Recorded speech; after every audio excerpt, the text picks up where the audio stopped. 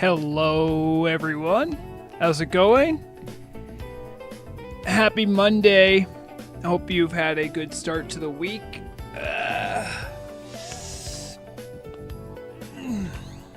Your old news orc here had the day off because today actually is my birthday. I don't expect today to be a very long stream.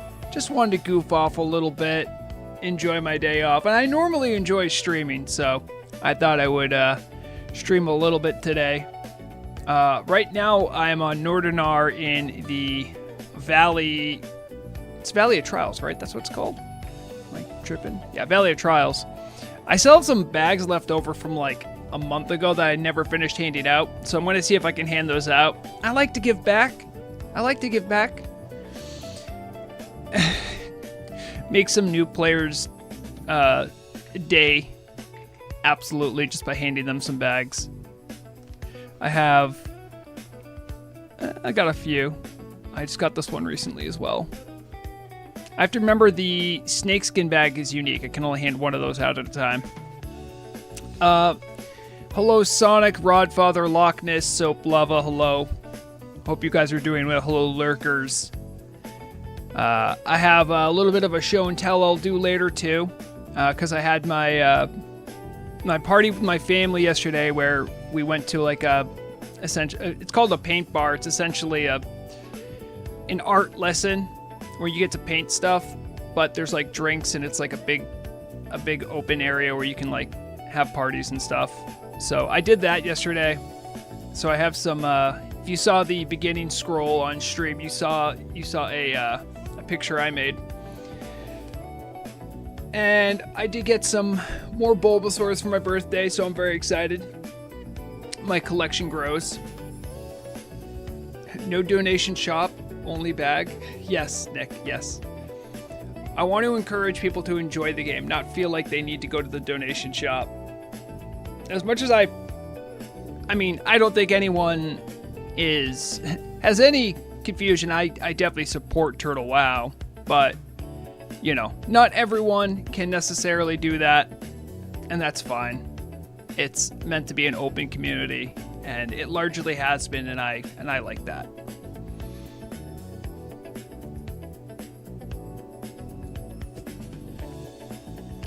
I wonder if I can get someone right as they spawn in. I can probably there's our mark.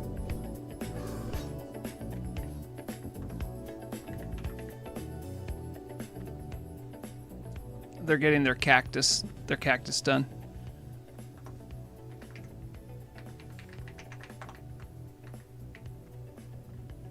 Let's see if they stop.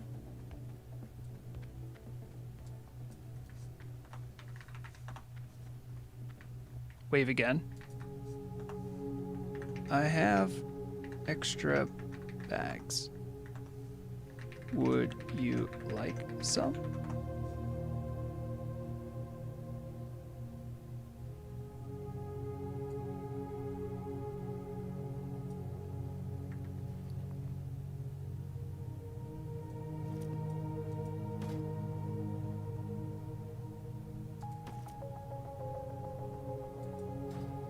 Okay. He did thank you. He did thank me.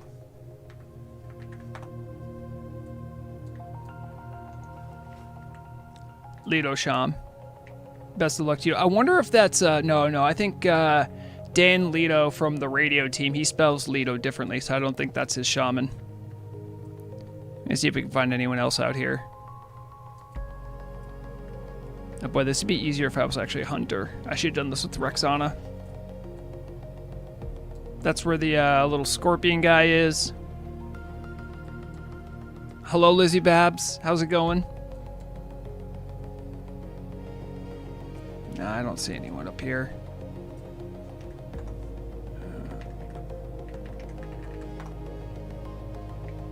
No, there's plenty of people on.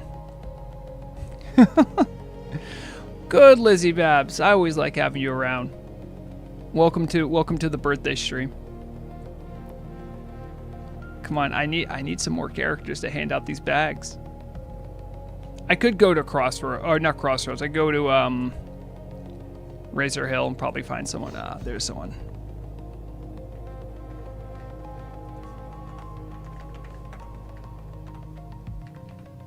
Excuse me.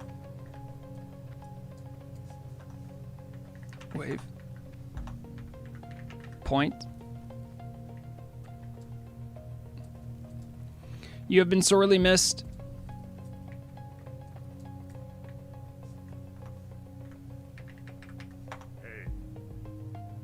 Let's see if we can get them to actually notice us. Echo Isles might work too, yeah. I could check out there.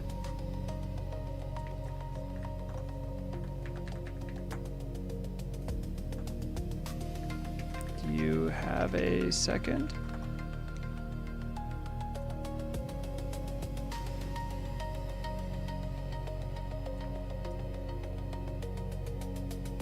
Nope. Nope. Straight up ignore. All right, your loss.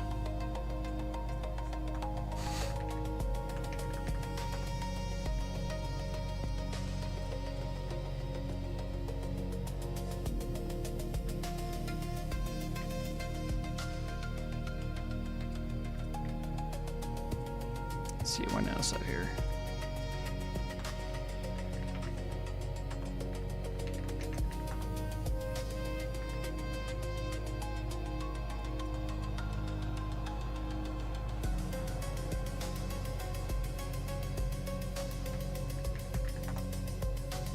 No.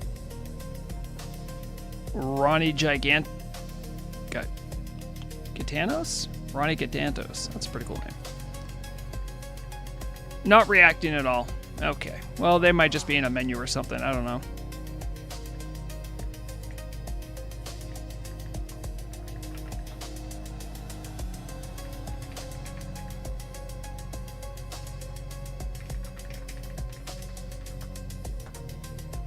I got a shipment of bags I need to offload quick.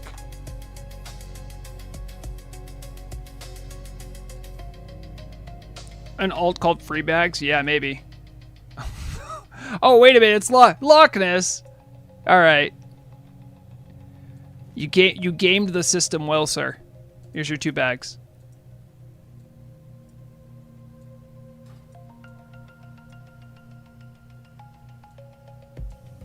Hello, Game Dummy Adventures. Let's see. I'll go over to Razor Hill.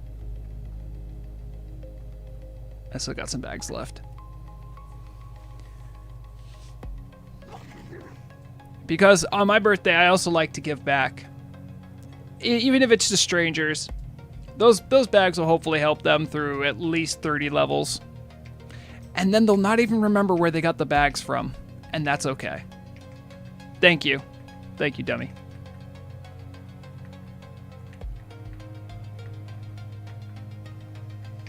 It would be a cool thing to do, though, just to have an alt that sits in starting zones. And rather than having a soulless bot that invites you to a guild like Balerion, instead I would have a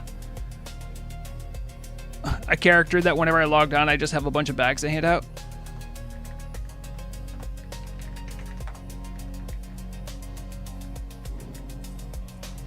No, hold on. Have a second.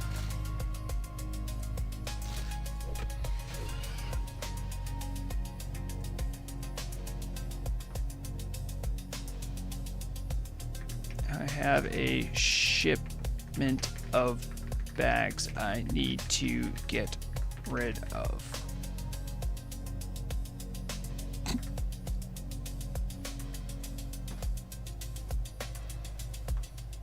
Here.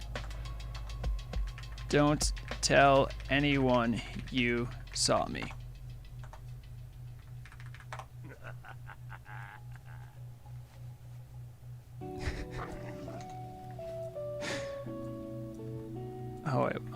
We got we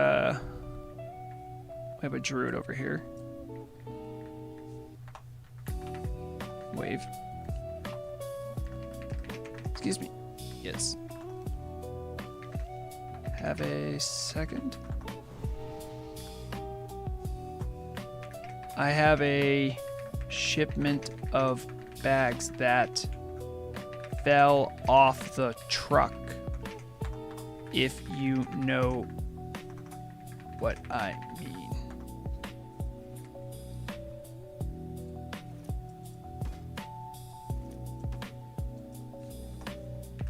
Tell no one you saw me.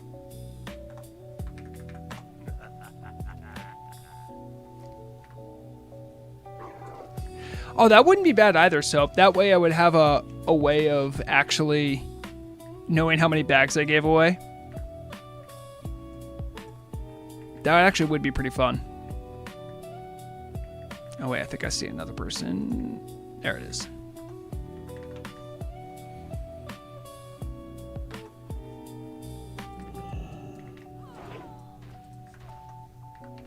Excuse me. Have a second. I have some bags I need to get rid of. They are hot items.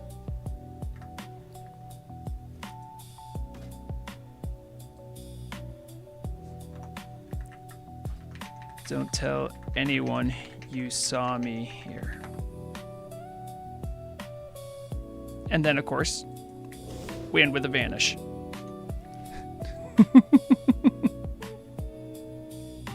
He responded and said, okay. All right, we got rid of our old bags. I have an elite trade secret that I will be releasing today as well. I will be showing off what I believe to be one of the best ways to farm elemental earth. And it doesn't involve competing for mobs in Badlands. So stay tuned for that. I've recently been testing it. I think something got changed. I don't know what it is. But I was getting roughly about 15 elemental earth in like a miniature run of this place. Ooh, soap lava, that's good too. That actually might work. Oh crap, I don't I should probably fly from this place, so let me go get some mutton. Oh, they got rid of the wyvern, didn't they? Yeah, they did. Okay, I gotta go the old-fashioned way. I'm gonna go down. I'm gonna swim down to Ratchet. I have my swimming gear on.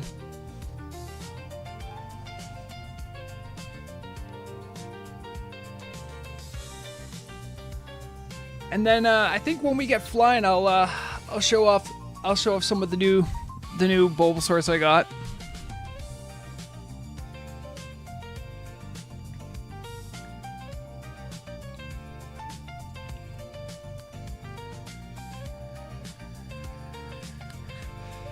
Also, this weekend after our last stream, I did my guild did do some more progress on Kara 40. We're 6 of 9 now, so we finally got to Outland. We got Sandstval down, and it was pretty cool. It was really exciting to be there with a bunch of people that hadn't been Outlands before, and also it was a great moment for the guilds. We had struggled initially with Kara 40 prog, like we didn't have numbers initially, and then we tried like a failed coalition run with like another group. So we spent a lot of this year actually like rebuilding our team, and we finally have it to the point where we can go and do Kara 40. And so what's that? 3 weeks in, we're 6 out of 9. That's really good. I think like was it Anomalous? I think like we stopped on Anomalous first week. Second week we stopped on Chess. And then this week we got Chess down.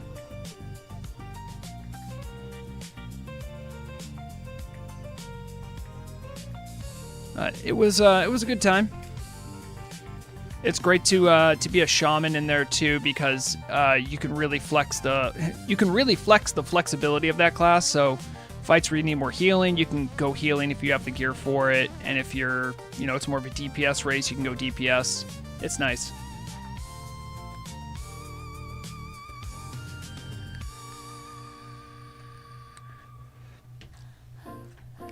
Also, in Cantigos, it's nice to have a shaman because you cover, I guess, 3 of the 4 elemental weaknesses that could exist. I think only mages have that. I'm trying to think if anyone else does. Yeah, I think it's just mages that can do that. So that's pretty cool. Thank you, Laxelv. Also, if you're wondering why in YouTube chat it put a number next to your name, I don't know why. It just started happening. Murog noticed it too last stream, so... I don't know, YouTube just does stuff. I don't know, man. I just stream. Hey, Karen. Karen, your flag, what are you doing? We're going to Desolus, Karen.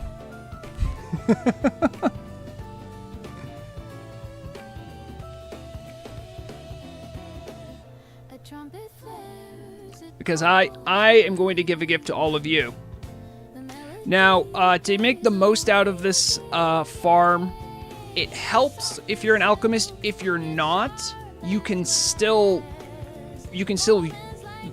make a lot of elemental earth, and you can maybe work with another alchemist to help out. If you don't know what I'm talking about, there is this enchanting recipe. It's under the transmutes. The core of earth makes 3 elemental earth, so that's part of what's been padding my numbers, because I can just do that myself. But it's still worth 3 elemental earth, essentially. So, do with that knowledge what you will. Let's go to Desolus.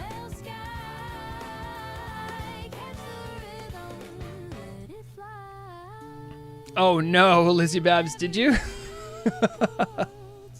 Probably some level 20 just got clapped by your gnome real quick. That's rough. Thank you, Feronia. Hello, hello.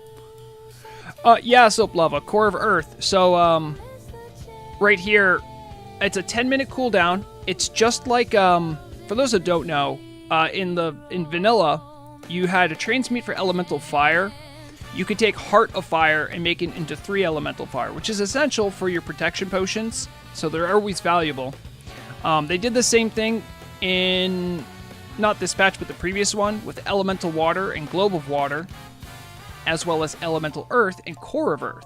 So if you go in the auction house, you'll see that they're usually roughly worth about 3 Elemental Earth because of that. They're usually worth a little bit less because you have to wait every 10 minutes to do 1 cooldown. So, that being said, though, that means even if you're just doing it to, like, get into the Elemental Earth market, it's still valuable. It's worth more than an Elemental Earth alone. So, you know, that does help. Exactly, Lax Elf. That's what I'm here. Because you know what? I'll tell you honestly. Because I've done like a little bit of raiding with Rexana. And Rexana is a dual-wield Beast Mastery Survival Hunter. It's not a good mix. I don't do it for numbers, I do it for fun, right? But I still consume, right? And if you're a melee that isn't a rogue or a shaman, you probably want sharpening stones of some type. And elemental sharpening stones are like the ones you want to get. As a dual wielder, I want 2. So I was looking at it, I'm like, well, what does it take to get these? Elemental earth, and I was looking, and I'm like, okay, I need a blacksmith to make them. I need, I think it's dense stone, and then 2 elemental earth, and damn, these are kind of expensive. I was thinking about it, I'm going, oh, you know, I had a farm I used to do. Now, this is before they had the transmute, but I'm like, I wonder if it's changed at all. And I did, I want to say 3 or 4 runs of this thing. I'm going to show you this thing in Moradon. And I probably got 4 runs lasting maybe an hour generously. I probably got about 50 to 60 elemental earth, and that's a lot. So, I'll share with you guys that knowledge while we're in flight.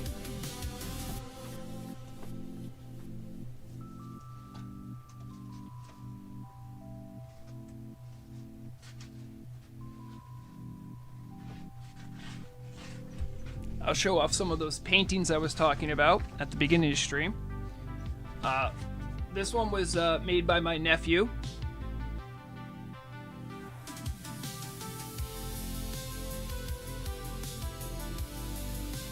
It's pretty nice. It's just a nice tricolor thing.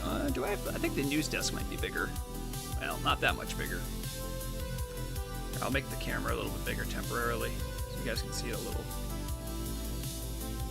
There it is. So that was one for my nephew.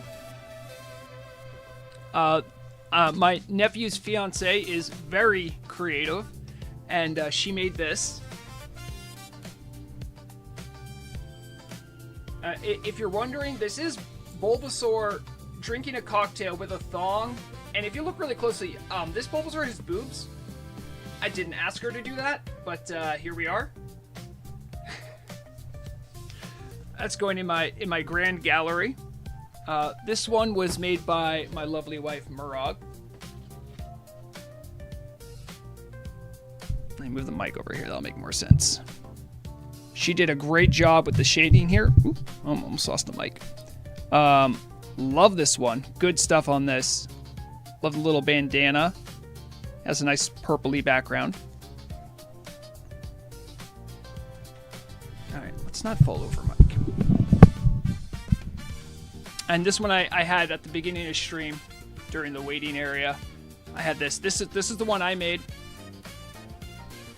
Yeah, there it is. It's a portrait, so it has a different form factor.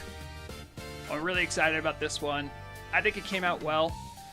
So the secret sauce to making these was that the easels had like a trace board, so we sent an image we found online and then used that to like model our paint. So like I didn't like create that design. That was one I kind of traced. However, the final one that I am most pleased with, this is one that my sister did in her own time with watercolor and I think coloring pencil. If you could see that too well, because the glass is reflecting a bit. I love this one. This is an original design, and I love it. She put a frame around it. I couldn't be happier. And I think I might have showed this one off on last stream. Where's the camera? Let's get back to normal size here.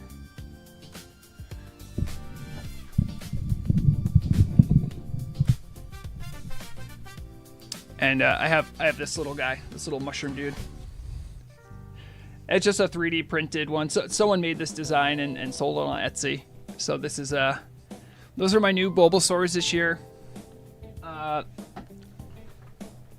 Murag also got me like a Bulbasaur car air freshener to hang on my rearview mirror and a one of those little Lego knockoff sets of Bulbasaur around a cactus. I have to build that one though. So it was a good haul, all things considered. Yes, Intersleuths. I don't know why it says CBU Intersleuth. That's parody. Parody. Yes, that is a very thick boy. Sometimes Bulbasaur's thick. It's okay. So right now, what we're doing is I'm showing off as a gift to you guys this really successful, I believe, elemental earth farm. Another great side effect of this farm, I didn't even mention it, is that you get a lot of solid stone. You know, when you kill like the lesser earth elementals that are well known for having a good drop rate on elemental earth in Badlands, the side effect is you also get solid stone, which is in hot demand for a number of things. But that's also a nice byproduct of this farm. I guess you also get deep rock salt, which is just kind of cheap. But if you're a leather worker, you sometimes need some for your salt shaker cooldown. So nice side benefit. Vrograg's not a leather worker, but I have one, and I sent Obamso in a bunch of deep rock salt from this. You're damn right, Soblaba. You can't go wrong with Bulbasaur. You can't. And Seika, thank you. Thank you for the birthday wish. Now, one thing that you will need to make this farm bearable, I would say, in my opinion, is you need the Scepter of Celebras. If you don't know, you might, but Mardon's is a big dungeon. It has two colors on it. It has the orange and the purple side, right? But if you do a quest inside of it to get the Scepter of Celebras, rather than starting at the beginning of the purple or orange side, you start essentially halfway done, right on the waterfall area. But to get that, you need the Scepter of Celebras. So you walk in, you're going to veer left when you have a choice by the purple crystals, and you jump down right here. This is that little teleport platform. And all you got to do is activate the Scepter of Celebras. Now, how you might go about and do this really differs based on what class you have. These things aren't that difficult. Obviously, as a rogue, I can sneak by some of the mobs that I don't want to fight. Obviously, a druid could as well. A druid could also soothe animal and sneak by some of these guys, but at level 60, if you have some amount of raid gear, you can probably solo much of this. The only things that might give you trouble are some of the alligator packs, and we'll get to those when we get to those. I'm going to actually put on the gear I'm supposed to have rather than my swimming gear.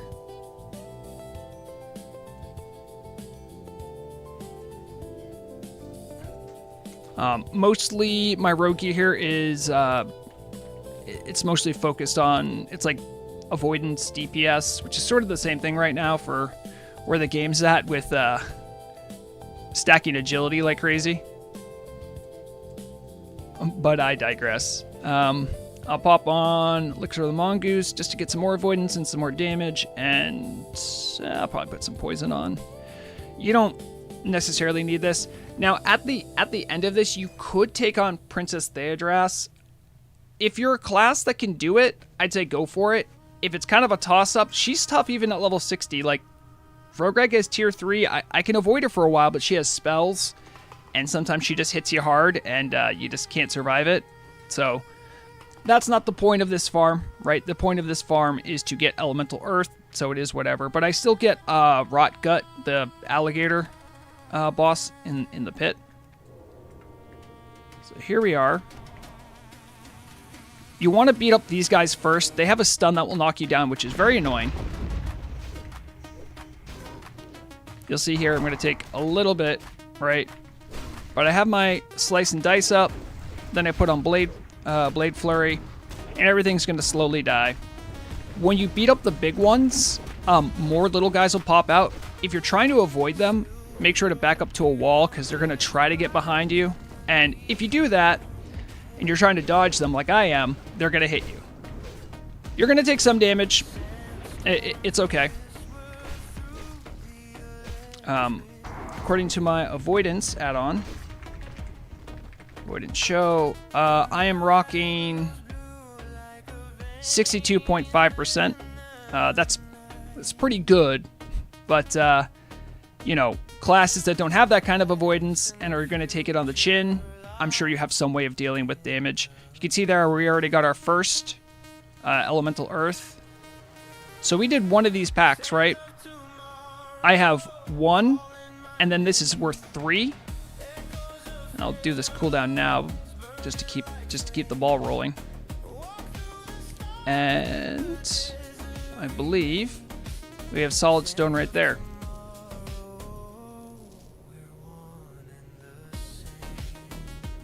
Lizzie Babs, this is just AI slop. I don't know. I had my AI music thing make it, and it's here. It's in the rotation. Thank you, Riddle. Good to see you, friend. Hope you're doing well. The creator of all the Vrogreg doodles you might see. It's true, Lizzie Babs, and I always feel weird about it. I think it's, if you're not really using it for anything big, like, I think it's fine. But, you know, if you have the means and you need music, I would say get stuff professionally composed. I probably waste more time. Like, if I was trying to make something specific, I think I would just waste more time. AI is good, but it's not going to get exactly what you want. For the time being, anyway. You know, we'll see where we are in the dystopian future. All right. So these packs, as a level 60, you can go around. These guys are a little tricky. I'm going to try showing you can walk around them even without stealth. Results might differ if you have a bigger model like a Tauren. Here, this can be a little tough, but you hug the left wall. See, I might get this guy. Oh, but I didn't. And those packs aren't that tough. Now, in my runs, what I do, when you're at this point, you can go right. You don't have to, but I do because there's more packs that can drop solid stone and elemental earth. Again, with these worms, you can skip them. There's going to be a wandering pack of those little earth elementals. You want to keep an eye out for them. They're not exactly social with the snakes, but you don't want to accidentally pull the snakes with the earth elementals because you might not live that unless you're some kind of AoE god like a mage. Thank you, Joe Cobb. Appreciate it. I see, particularly because I have a Thunder Fury, I'm going to wait between this so my Thunder Fury doesn't spread to the snakes. Same story here. Going to open up on this main guy. I'm going to want a 5-point slice and dice. Get my Blade Flurry up, and then just chop everything down. I might get knocked down again. It's very annoying when it happens. But you see, when they spawn, they try to spawn behind you. They're not slick. I know what they're doing.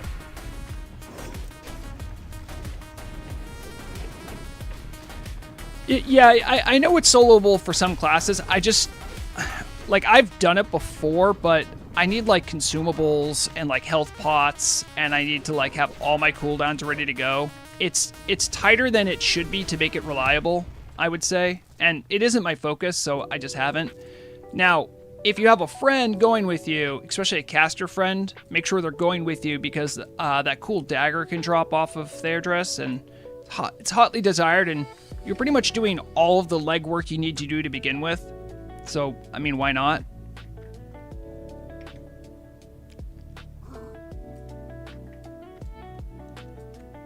Oh, did I? There should be a boss here. Well, I didn't remember to reset my instance. Whoops. Because when I last was on, I think I logged off. No, I Hearthstoned out and I didn't reset the instance. Well, there would be a boss here. Maybe I'll show you on the second run after I get it reset. All the trash is respawned because it's been more than 4 hours since I last did this. Oh, we'll go back here. But yeah, there is a goblin boss here. Very easily soloed. Exactly. Well, I mean, the bosses won't, but the trash will. Use distract to make sure they're where I want to have the fight.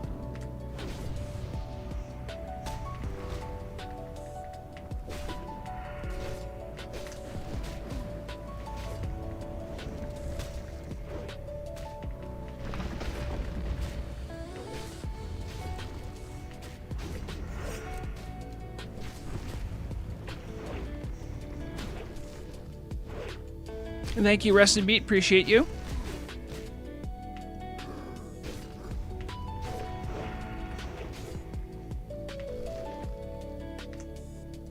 Lovely. Let's see what we got in our second one.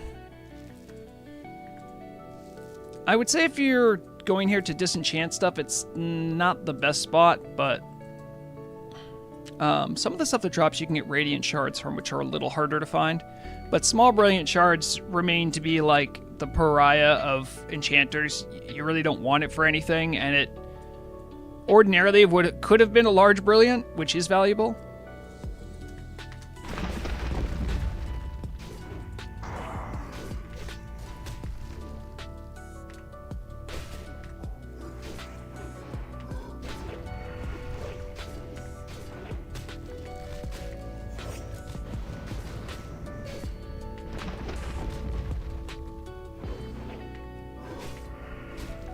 Now, if things do get tight for me, like if I start losing too much health, I can use a bandage, you know, normal stuff.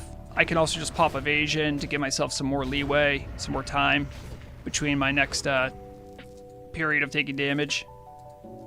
I didn't even use Flourish for any of those pulls, so that should kind of let you know how easily in melee you can avoid their stuff. If you're doing range or something like that, it's sort of a different story, but... these guys pretty much next to never hit me, so I'm not going to worry too much about them, but there is a pack in between them that pats, so I want to make sure it's gone, or...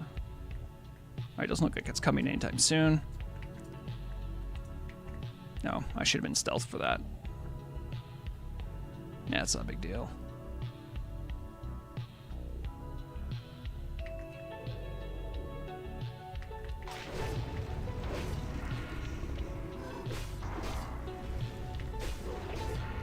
Yeah, see here I'll actually throw the Flourish up just to make sure I have extra avoidance. If you look at my avoidance, I have 82% avoidance. And that's on level 60 mobs. I think I have better chances with mobs of level 48, for instance. So, another nice thing too about Rogue Tier 3, there's like a heal you can get from your combo point builders. So I have like some built-in healing. It's kind of nice.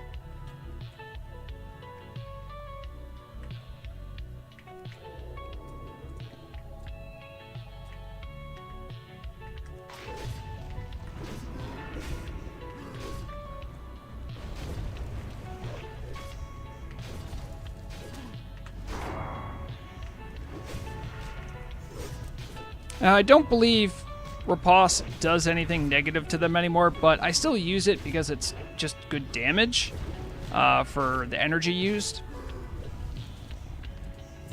But your mileage may vary on that. Now, I'm a little lower than I'd like to be, but I can always just eat some food before I go into the next one.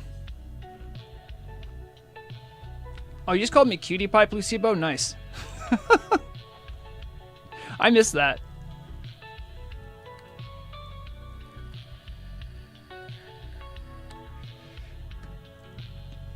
You can see we have another core of Earth, so that's another 3. We're already up to 9 elemental Earth.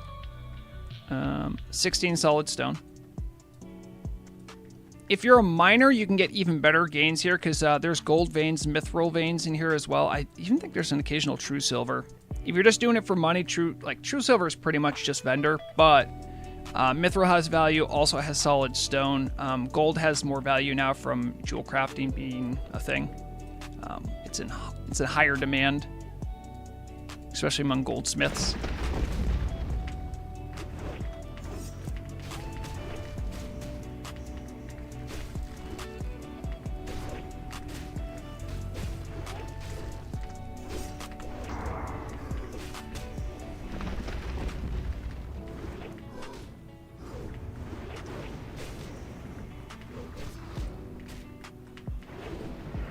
They still like sneaking around behind me. Not a big fan of that.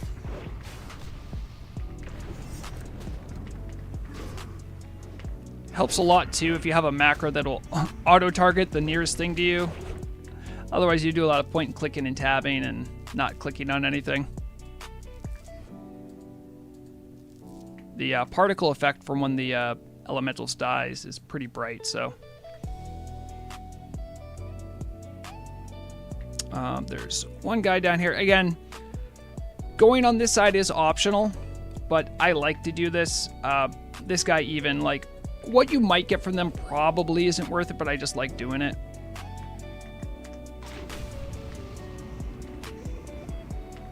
Oh, what the heck? Oh, I accidentally hit bandage. Whoopsie.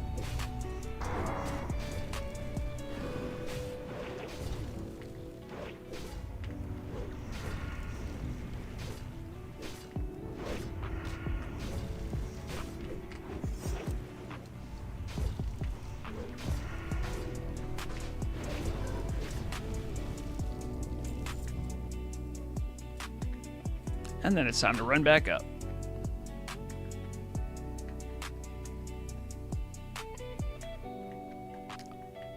I should probably... Oh, that was dumb. That... Why would I not be this instance leader?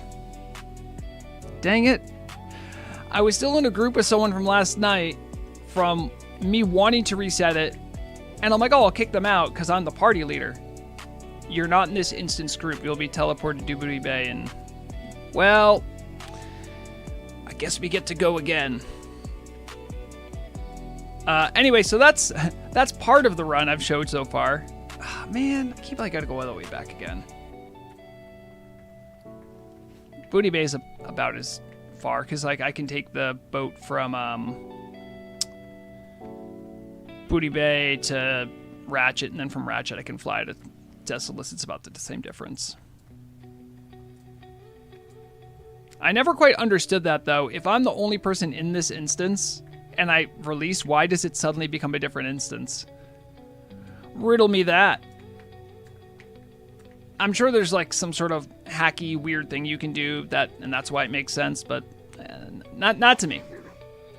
Anyway, so we did like less than half of a run, and look at that. We're already up to 9 elemental earth, 23 solid stone.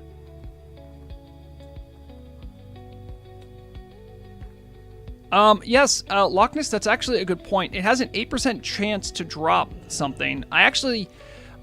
I've done this run before, but I don't know if they just put it on him, but you're absolutely right. There's a Turtle Wow special engineering recipe for the manual crowd pummeler. I just got it. Let me see if I can find it here. It makes this battery-powered crowd pummeler, and it makes the batteries you need to put in it too. Yes, the Hypertech battery pack. That's what you use to power, I guess, the crowd pummeler. Or rather, you can see it's part of the recipe here. So, I mean, if you're... I don't know what, like, I don't know if someone can tell me, because I don't quite know about the meta of feral DPS or even bear tanking. Is crowd pummeler still like a necessary or like mandatory, or I don't know where that sits in the meta, but I do know Turtle Wow made maneuvers in the past to make it more accessible so you don't have to run Gnomer till your brain falls out.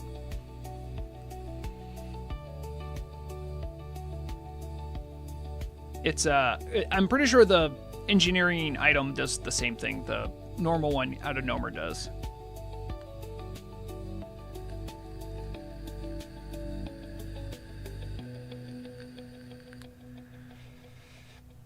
Okay, so it is pretty much obsolete now? Alright. Well, you can make it as a lark and then mess with newbies. Does it look cool? Not really. It just looks like the crowd pummeler.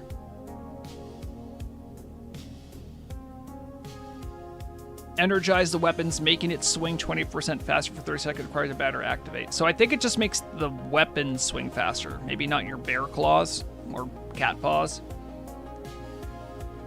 There was a time in Turtle Wow history where that was necessary. Like, there's still like little remnants of like previous ages you'll see on Turtle Wow. You can find Chromie in Western Plaguelands. You can still buy a Chrono Boom and save your world buffs.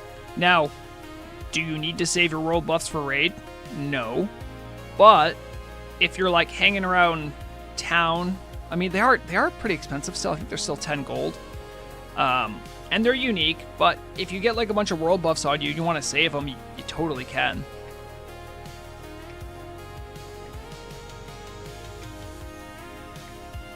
Really, Placebo? I think for me, the one I was most excited about was probably the class change one. I'm excited about this one in a different way. I'm excited because there's going to be like some real continuation of the Horde storylines that have been teased about for a while, and it's just stuff. I think it's like the content that I personally enjoy, but I think the wider community probably was a lot more invested in the class stuff, and therefore I spent a lot more time on it. But this one should be pretty cool. Moon Whisper Coast, the new Nightmares of Ursol raid. Let's go back to this. Also, I'm going to go ahead and just reset all instances before I forget. Oh. You know what? I didn't have any instances to reset because that Moradon you saw me in wasn't mine. Of course, how should I forget?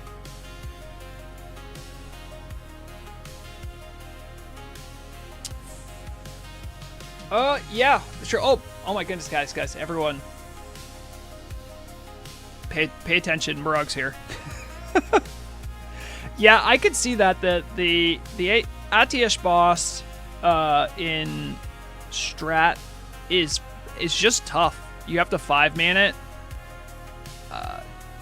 Kind of slaps. You need like 2 healers. So having world buffs for that could actually be valuable. Is the Draenei going to be a playable thing? I don't think so.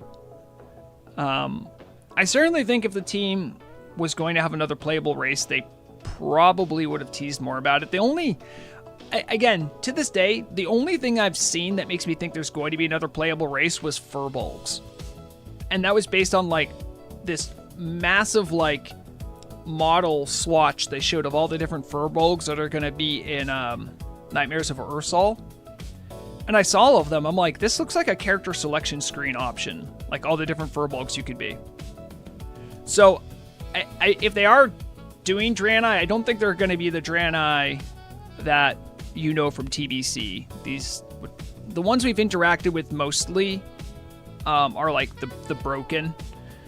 So, you know, I hope they go to the Horde because the monstrous races belong on the Horde. Well, thanks, Murog. Hope you're having a good day at work. Oh, it sucks to have to work right now. Couldn't be me. You missed it, though. I did show off your painting to stream.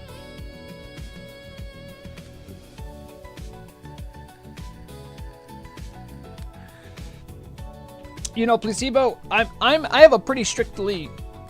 I'm pretty strictly against Space Goats. I'm not against the Draenei, but I'm really against the fantasy getting so ungrounded from Azeroth that it takes place in space. That's the part I don't like. I'm okay with goats, but not space goats.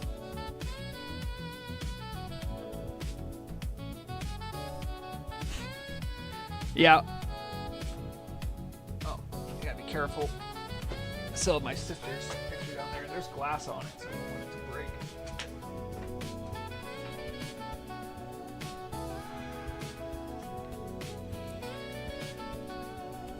And you know what?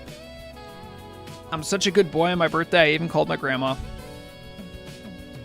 Which, by the way, all of you should call your grandparents if you haven't. If you still have them. I feel like for this year, my New Year's resolution was to remember to actually like call my grandma on like holidays and stuff and say hi. I feel like it's absolutely made her day when I've called her. It's such a good feeling, guys. You should do it. The Awuga Draenei would be great. I guess. Like, I don't know. maybe it's because I'm older. I'm just like, eh.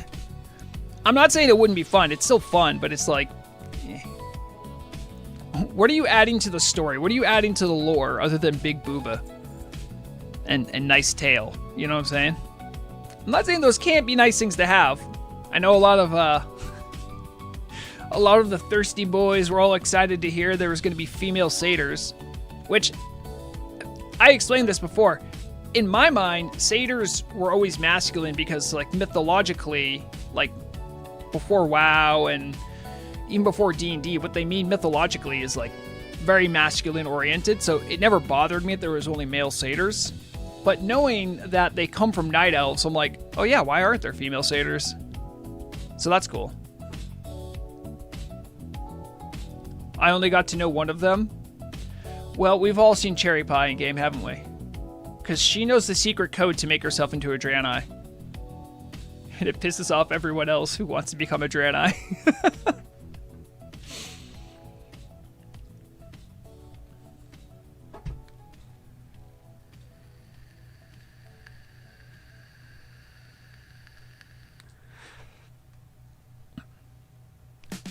Yeah, I think the model work they actually did on those is pretty good.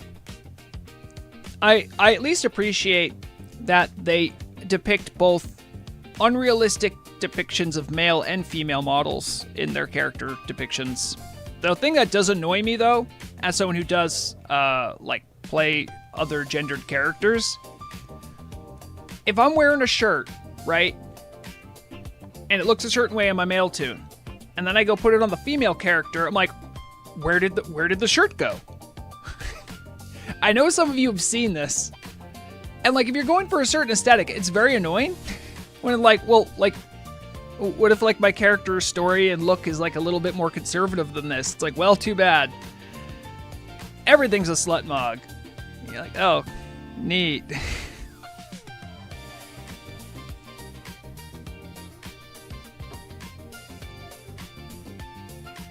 Oh, she did use it one time on you, Placebo? Nice. You gotta ask really nicely.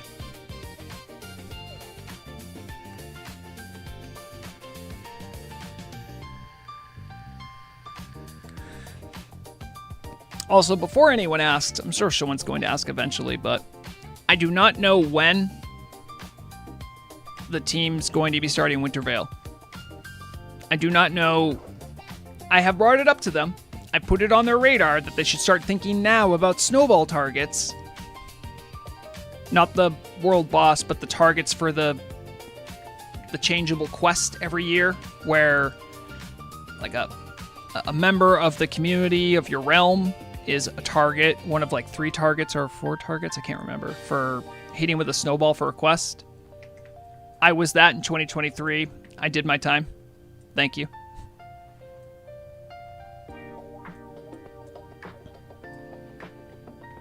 Nowhere. Hey, listen. Happy early birthday, friend. Are you also Sagittarius? I don't know how that works. I don't know when the cutoff is. I just know that I'm a Sagittarius, so I assume people that are born chronologically close to me are Sagittarius. But Marog's like 2 weeks before me, and she's a Scorpio, so I really don't know how it works.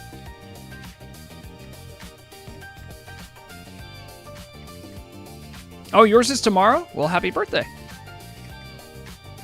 Ah, okay, so we're both Sagittarii. I think that's the plural Sagittarius.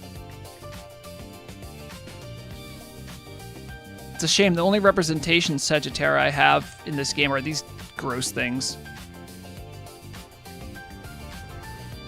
Alright. So we got a full reset. I'm going to call this stuff a wash. I need to do another cooldown while I can. If you are an alchemist and you have this cooldown, and you're doing this farm, you're going to end up with more core of earth than you know what to do with, so you might as well get ahead of the cooldown so you're not waiting later to do them.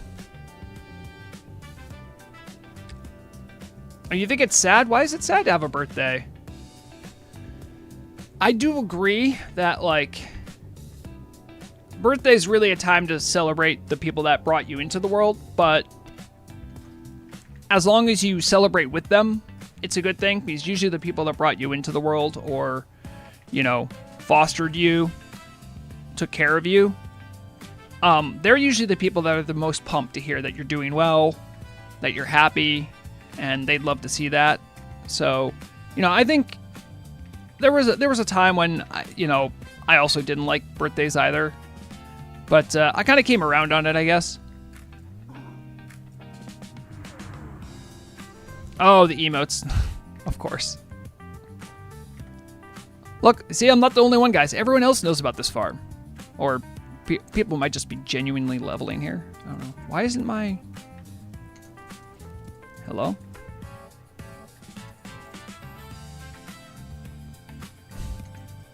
Why can't I use one of these? There's only 2 of them. Oh, I got it. Okay, there was like 2 right on top of each other.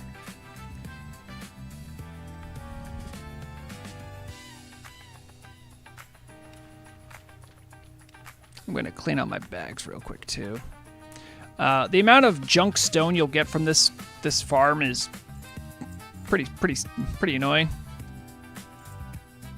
Dream dust. We love dream dust. See, something like this. I hate small brilliant shards so much, I might not risk this one. because if I disenchant it, it's like, I might get a small brilliant shard, and that sucks. That like ruins all the value, so I'll just sell it. Solid stone.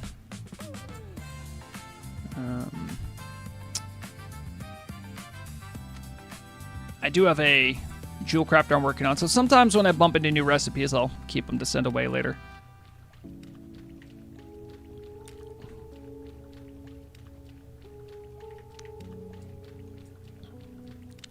Wait, what does Amanthuana want with it?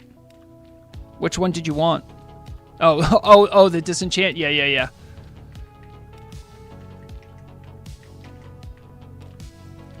It's funny because I think like getting the max amount of dream dust is worth way more than the shard is. The lesser eternal essence is definitely more than the dust though. So like you're probably gonna win. That's why it had like that value breakdown. All right.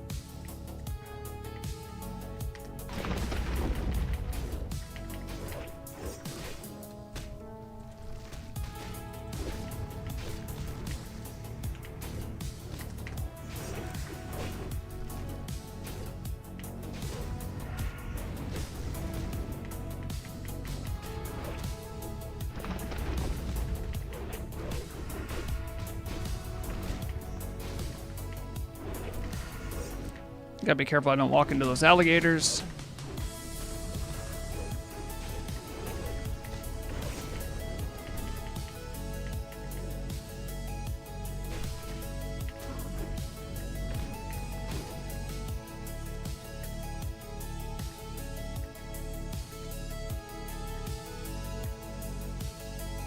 Oh, the arbalist that we saw in EQ40. Yeah, that's a pretty cool item. That was Rograg's like melee weapon, or no, sorry, a ranged weapon for a long time. I got it in like a ZG like years ago. I even remember it was with old guildmate of mine, Hobbit, who like when I'm like, oh, I want that. That's better. And it was just funny because I remember Hobbit going like, how do you know that's better? I'm like, yeah, I just feel like it is.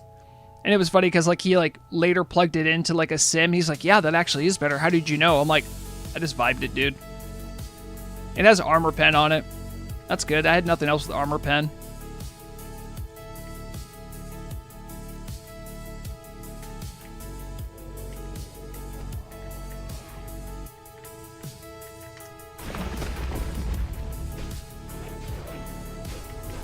Yeah, there's the knockdown.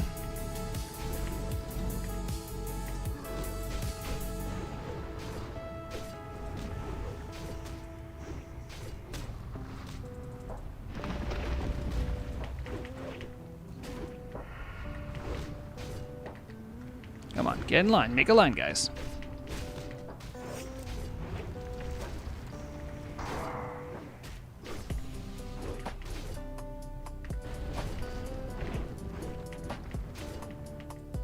I am so glad that rogues now have a toggleable Blade Flurry. I was able to do this before Blade Flurry was a toggle. It really didn't make that much of a difference. I just feel like the Blade Flurry toggle makes it go a little bit quicker.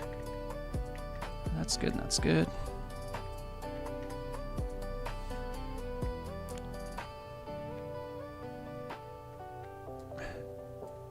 It's a power move for sure, Placebo. It's like, yeah, I don't care about what it's actually worth. I like its look. It does have a cool look. In fact, I can even show people what you're talking about. Glitter glam. I think I would need a crossbow to show it off. Right? Do I have a crossbow? Oh, it's right here. The Shield Breaker Arbalist. It does look pretty cool. I still have it to this day.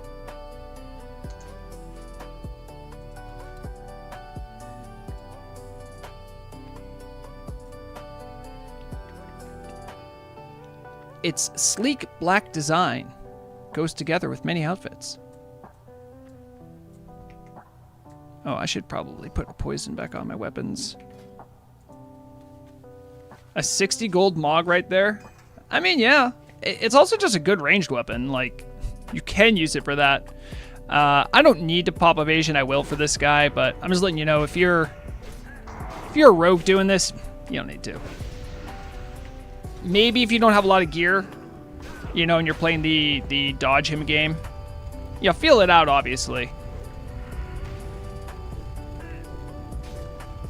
An important part of the build that I use is that I use, I go for dodge, deflection, right? That way I can get the maximum amount of use out of how much avoidance I get, and I can riposte in case I get a parry. This is the guy that drops the manual crowd pummeler recipe. The better drop for you, unless you're an engineer, I guess, is the mega shot rifle. It's 2 gold, so. Oh, I picked up this. Huh. Oh, this is just a world drop blue, huh? This might actually be worth money. It's a level 49 item. There might be twinks that want it. I'll have to check that later.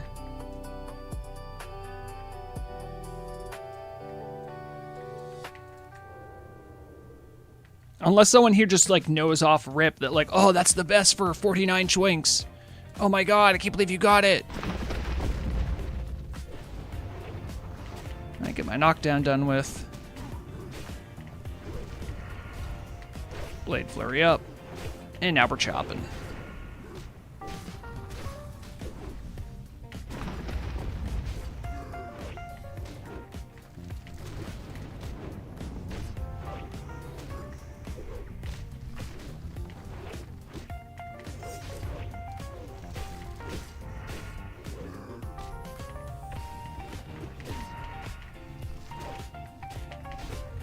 You gotta make sure you're facing the thing you're trying to fight too. I've had that happen before where like, why am I not attacking anymore? And then I'm like, oh yeah, I'm not facing it. Got another little blue recipe there. What was that? Another core of earth.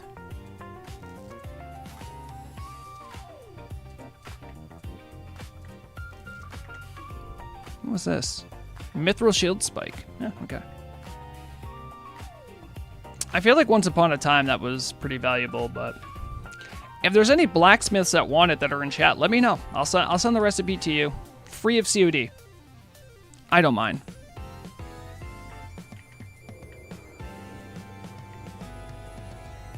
I think those guys have a pat where they go in deeper, so I'll let them do their thing.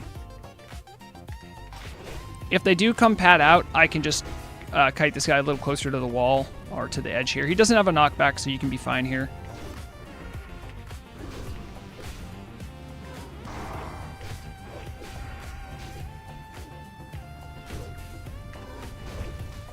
Yep, see, there they are right there.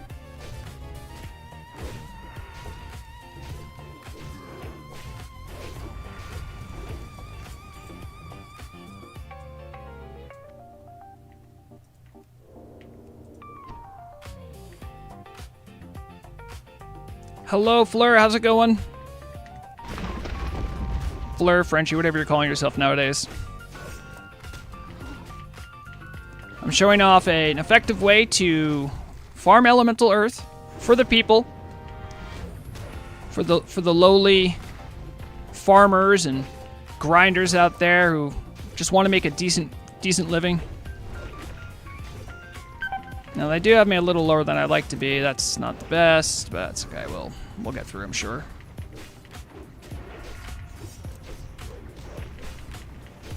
I did start not with topped off mana, but you know, once you get past a couple, the amount of damage you're going to take is so minuscule, it doesn't really matter.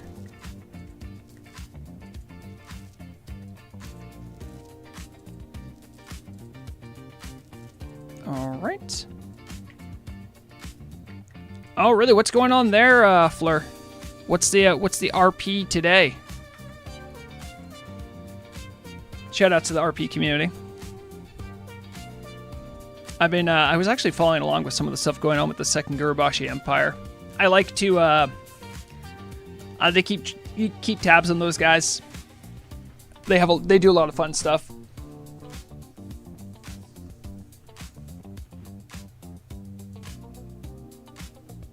They're hosting a feast and donating stuff in character to the unfortunate high elves. Yeah, I mean, that's gotta be tough, right? I mean, I'm not I'm not like some big Alliance fan, right? But even I recognize the High Elves are in a tough spot, right? Coming down off of magical addiction, I feel like in some respects that actually hits upon a lot of the notes of the Orc story when they were coming down from their addiction to the Fel, you know?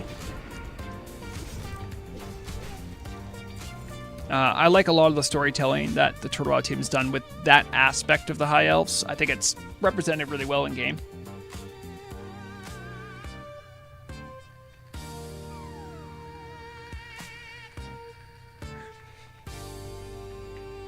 I should have had a timer up to show how long this takes.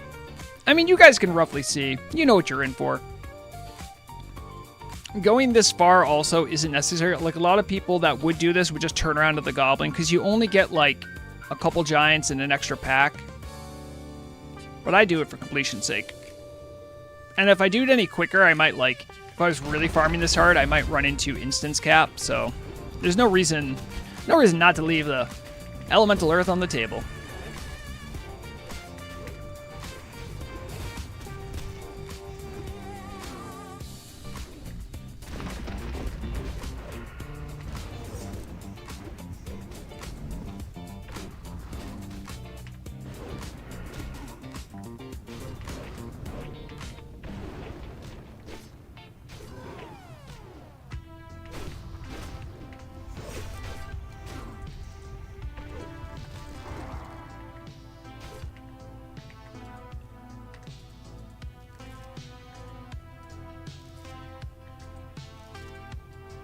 Oh, actually, what made me really think about going to this wasn't just looking at the prices of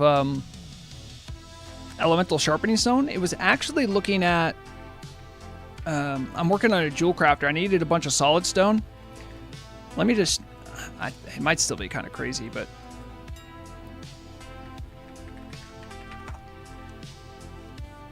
so there's only 5 pages on the auction house. That's a good amount, but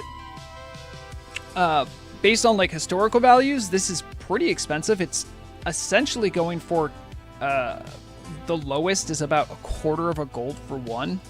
That's pretty expensive for something that could just literally be mined out of the earth. So I didn't want to buy a bunch. I was like, well, I know where to get solid stone and some elemental earth. I need both. So that gives you a good idea of, you know, the viability right now of doing this farm for both. Oh, I should have also taken a look at elemental earth too. That wouldn't make sense.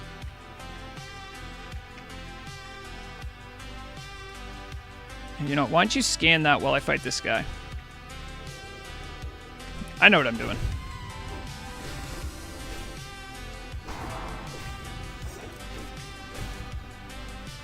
I love that the game can do both these things at the same time. Clearly, it was designed in vanilla to do this. Maximum efficiency, exactly, Eucharist. We don't waste any part of the buffalo. Yeah, it's going. So an elemental earth is going for over 1 gold, about 1 gold 20. And if we look for core of earth, there's a lot less, right? Like I said, they would be marked down a little bit because you still have to put in the time to do it every 10 minutes. So they're about 2.5 the value, I would say. If you just have the cooldown, by the way, you can just make money doing this. You could just buy a bunch of core of earths if they're below what 3 times the value of elemental earth is, and then just flip that. The margins aren't crazy, but sometimes they're really good.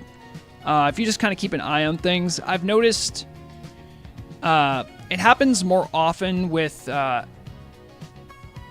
Heart of Flame and Elemental Fire. The water stuff has been depreciated recently, but there is a Globe of Water thing you can get, and Elemental Water.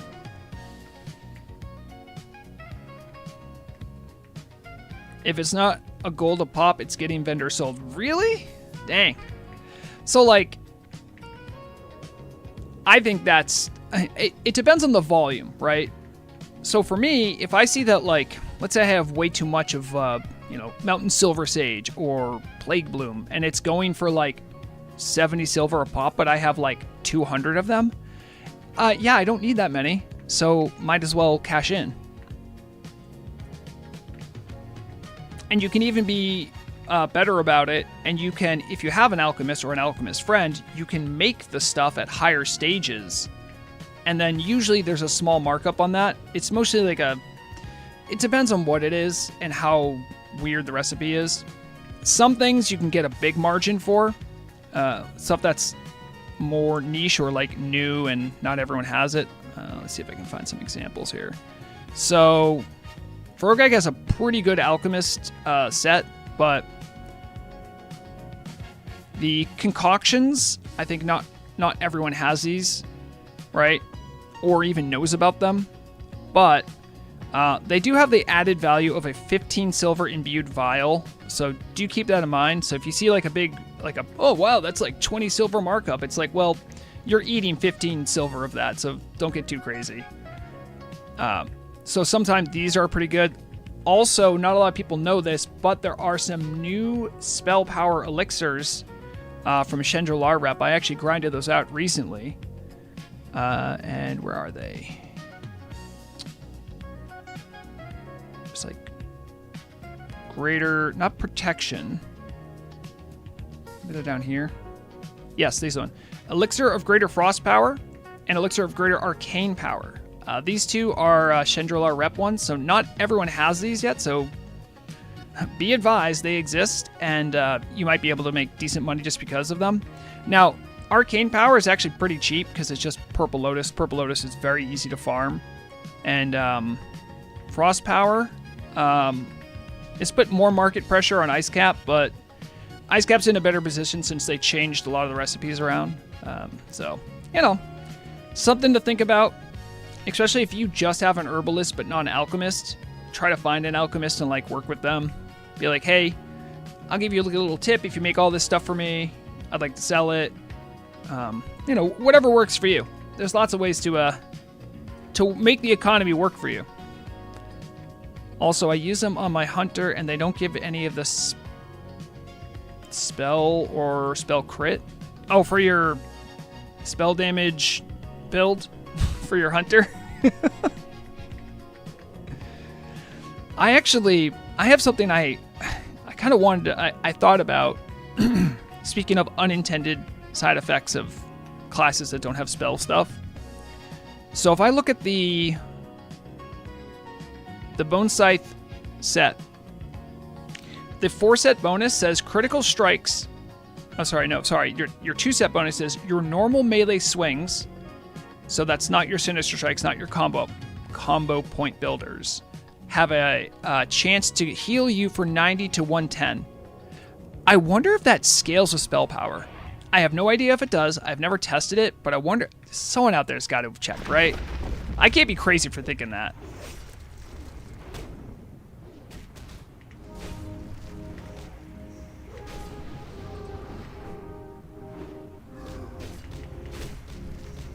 It could possibly be broken. I would check the bug reports, honestly, if I were you. Because that's how you'll find out, usually, if something's broken before it becomes wider in the community. And it's also great to do before you invest heavily in a consumable. Find out if it actually works. I'm not going to name any names, but I've definitely seen people in Kara 40 with Elixir of the Sages on. It doesn't stack with anything. Utterly a useless consumable, but people still use it. I just want to grab those people nicely and shake them gently. Be like, hey, did you check? Sage. Oh, good question. Sage. It has a new icon. You're welcome. But it intellect and spirit by 18 for 1 hour. So it doesn't stack with the mage intellect buff. And it doesn't stack with the Sansa. So, like, why would you use it? Anyway, this is new stuff in the little run we have. After you get back up to the main area, you're gonna want to go up. You want to head towards what's it? Landslide, I think is his name. Kill these giants. Again, not that big of an issue. They are social with each other, so take out the Pat first, in case you're having trouble dealing with just one. Another tip too, if you're a rogue, try to keep the Relentless Strikes buffs rolling. It allows your eviscerates to really destroy stuff. You gotta time it right though. Like right now I have 3 stacks. So I can go zoom up here. I have 21 seconds left, so if I get another 5 point off, I'll be good. You'll see them, if you pull 2 at once, they do a thing where like they'll stop to do a range attack. It doesn't do that much damage, it's not that big of a deal. See, now I have 4 stacks. So I'm gonna leverage that into a really fat eviscerate here. And then a 5 point eviscerate. It was 990 without a crit. That's gaming right there. Come on, get it. There it is, okay. Obviously, if you're fighting 2 things, you want to keep your Blade Flurry on, but you guys know that. Come on, just die, dude. You'll want full health before you do, yeah, his name is Landslide. So I'll get that with some of my custom Turtle Wow lobster stew with the beautiful icon. Artwork by... Might have been legal? It might have been legal. Legal or Dane, I don't remember. I know they both did one. Alright, we got the buff. I'm going to put back on my poisons. Poison's not necessary. I'm just like, I spent money to make them. I might as well grab them. Also, now that I have poisons that work on elementals, this is great.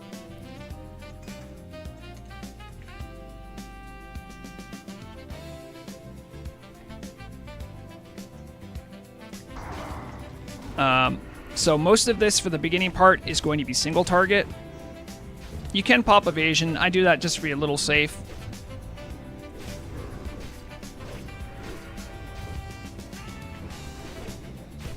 I generally want my third combo to be the Flourish, to have that up. He's going to do a thing where he stops you, like, entirely. And you're going to see, now these little shardlings pop out. These guys are good for loot, though, so it's not bad. So here, I'm going to build back up to a full 5, do a slice and dice, and then put on Blade Flurry. Make sure these guys aren't behind you, because they will start really hitting you and annoying you. Still focus on the boss, though, because he can do that stun cycle thing again if you wait too long. So, there is a way that you can perpetually fight him and keep having those little things, but that sounds like a toxic kind of paladin farm. If you have Super WoW, you should have access to a function called click-through. Now, as you can see, there's mobs under there, and I might not be able to click them easily, but with click-through, which I'll show you what the macro says, it's just this, /run, capital click-through, one word, open parentheses, 1, close parentheses. That activates click-through. So that's on my macro. So the nice thing here is that, see, there's the boss, right? You see how I can still loot? It's allowing me to click through a dead body to get the loot underneath it. So it helps if you're like pixel hunting, right? If you've done like lashers, you know what I'm talking about. Like, have a bunch of lashers stacked in one spot. You can't click that one that you know still has loot. So this really helps with that. But it is particularly useful on this boss because he summons little dudes. And do a little mouse over, make sure I didn't miss any, and we're good. It's probably been about 10, so we'll do another one of these. Yep.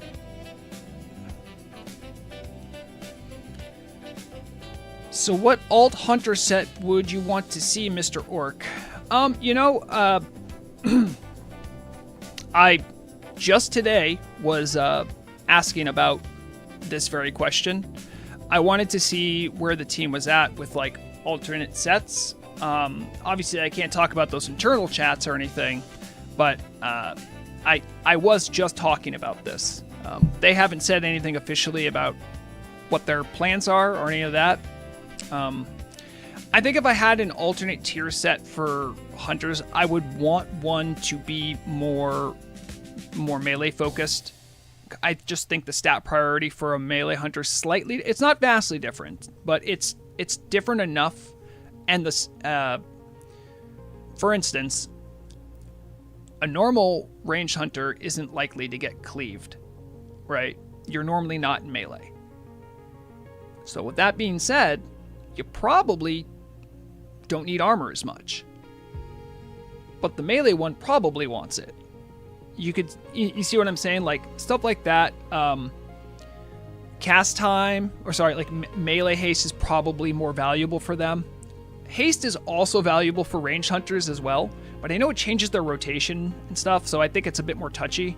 And overall, I think the set bonuses for a lot of the hunter tier gear is a little underwhelming in comparison to like the larger breadth of what they can do now. So I think that's the one that I want to see have the most love. I don't think rogues necessarily need it. I don't think they have a vastly different playstyle. They have different ways of doing the same thing. I think mage having alternate tier set was a bit much, but they do. Arcane certainly favors the haste side, and Elemental just doesn't. Even though Elemental still likes haste, that's a whole other thing. I'm fine with the Warlocks getting an alternate one, especially one that helps serve the demonology stuff, but yeah. I digress. All right, we got 8 minutes on that. I'm not a hunter specialist, right? I just want to be able to be Rexar. Like, does that make me a specialist? Are you thinking of pet boosting type stats? I don't know. I don't know enough about if that's even wise. I know enough to know that I shouldn't say because I don't know. It's a true sign of wisdom. Just being like, I don't know, I'm dumb.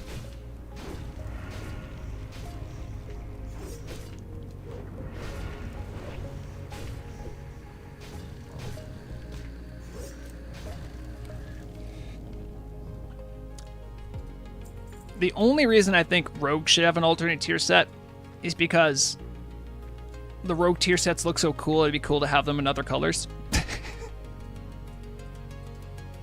You can't deny it. Rogue tier sets look cool. Even the goofy tier 1 one, even that one looks cool. With a gigantic collar. Oh, man. Hit me with that all day. I love that.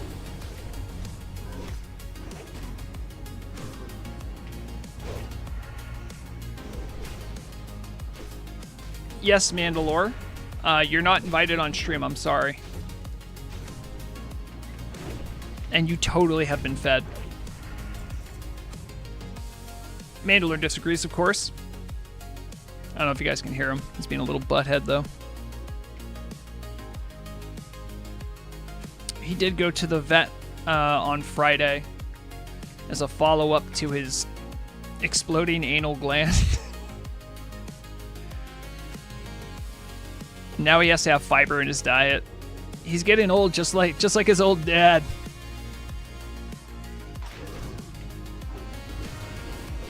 Yeah, I'm talking about you. What is it?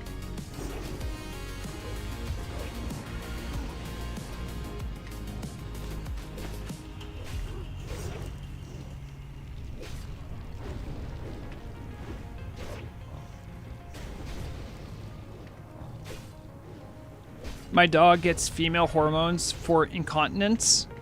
Does that help? Shoutouts all to the literal bitches. For having better GI tracts. That wasn't a sentence I thought I'd ever say. Well, that's good. So, what you should be aware of is that there is a pack of 2 of these bigger guardians. Now, you want to kill both of them. But remember, they pop out with more guys. What I opt to do is blind one of them. So I can really focus on the other one. Just for a little bit. Seems like they can resist it or something. I don't know. I like to get them... Oh, well, I did that one a little too quickly. That's all right. But really, really focus on getting both of them down. This is one you might want to pop evasion on. Just because you don't want to take... You're going to get knocked down. It's very annoying. As I've said before, I hate the knockdown. I hate knockdown in general for rogues. Because you can do so much for dodging. But the second you get knocked down, it's like, you forgot how to dodge now. It's like you can't dodge on your... Like, people can roll. Let me roll.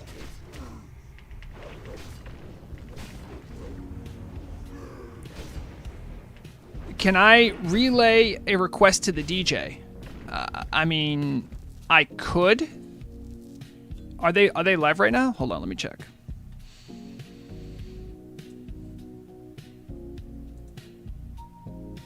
Oh my God, Riddle, I'm going to show this. I'm going to show this, Riddle.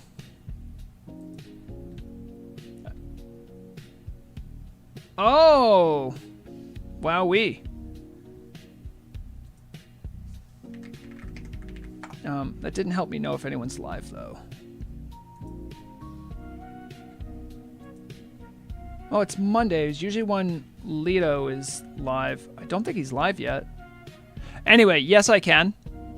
What request do you have? They said, hey, they said happy birthday to me in the radio Discord. Lamb of God, walk with me in hell if possible. Yeah, hold on. Let me write it down.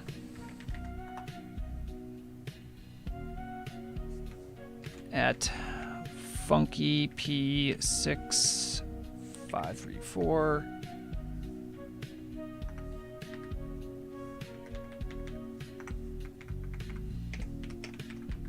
Lamb of God,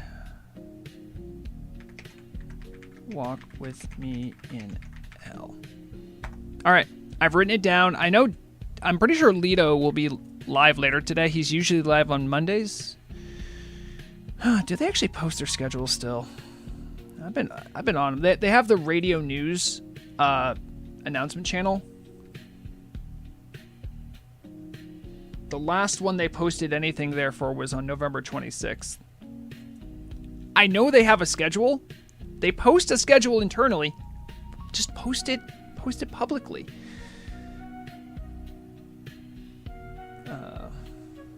Current DJ schedule.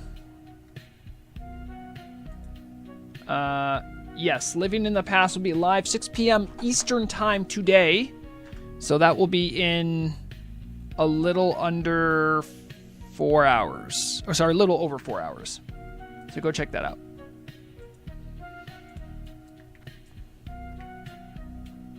GM in-game said Explorers tab in Discord. Yes, well, they say that, but they're not always good about using it. They do sometimes, usually when they have like a bigger event, but I know the thing is that I kind of like when they have like a sort of set in time show thing going on that I can just remember. That way I'm like, oh, it's Monday. I know it's time for Dan to be on.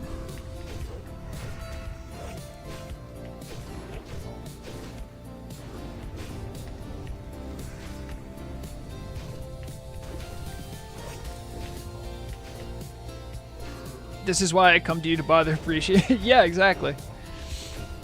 I always love teaching people how to fish. You know what I'm saying? That's the conceit of Rogue Rag Fish Slayer. If I could teach people how to communicate better and find the information they need better, and also get the team to do those things to make it easier for the community, then we're all winners. So I do kill all these giants on my way in. Not strictly necessary, again, as I said before, but because they're not like the best value for whether you're getting elemental earth. They do drop it at decent amounts. Decent enough that like, I'm already here and they're not that tough, so might as well.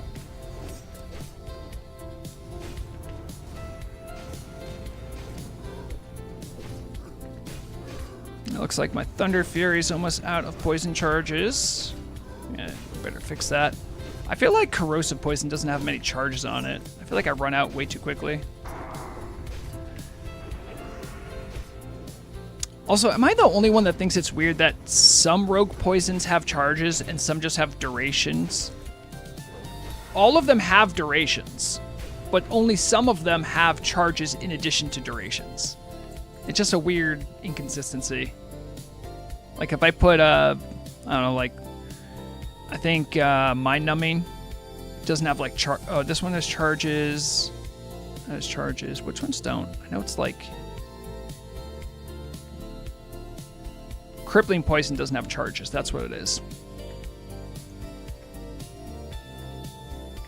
It does give it. It gives it something. I don't.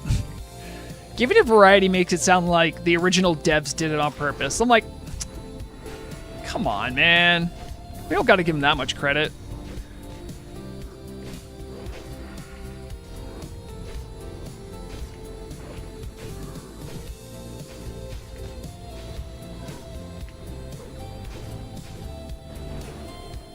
Ooh, a 1600 Eviscerate crit. Let's go.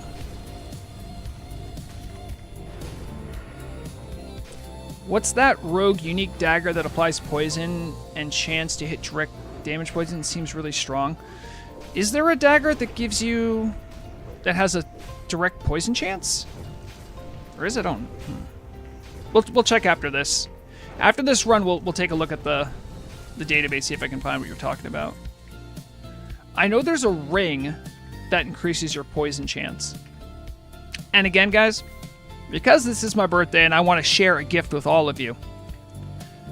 This is Princess Theodress. We're not fighting Princess Theodress. I'll probably lose.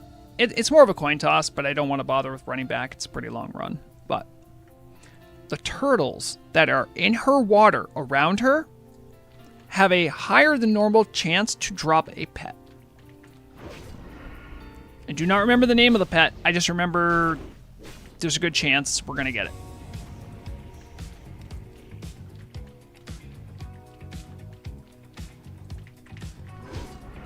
I know there's also a, I think it's a neck item or maybe a trinket that gives you additional, that can apply a poison as well. Also, you know, not many rogues are going to be dealing with this, or people with Thunder Furies. For some reason, Thunder Fury loves jumping to frogs here. And then if you, you got to kill them because they're going to start fighting you.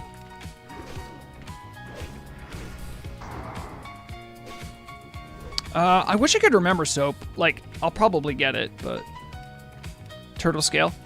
Another one made by the Icon Differentiation Project. Love this one. That one was inspired by Turtle WoW's own Riddle of Lightning, who was here in chat a little bit ago. It reminds me, I have a little doodle he sent me I want to share.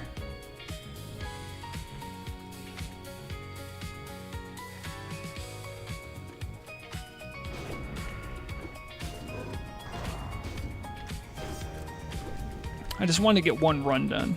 Any of these? No. I've remembered to kill the turtles like twice, and I got the turtle on one of them. So I don't think it's like a guaranteed drop, but it's much higher than what you might be expecting. It's called Ripper from Storm and Vaults. Oh, then, all right. We can check it in game then, because I know how to use Atlas Loot. I'll take a look at it. Wait, was that it? Look at that. By the way, this is one of 2 potential turtles we can get. I believe I already have this one. I don't have this one. Let's go. So remember, these are stolid, S-T-O-L-I-D snapjaws. We'll take a look at those in the database when we're finish up the run.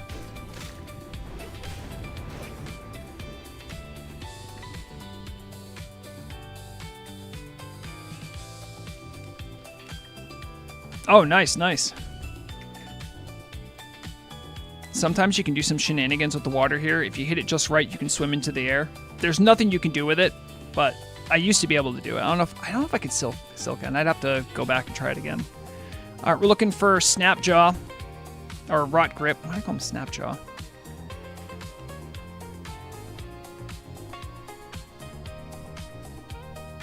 And then when I finish him, by the way, if anyone is in game right now and is not in a group and isn't hardcore, whisper me so I can join you so I can reset the instance. Because I can't walk out of here easily.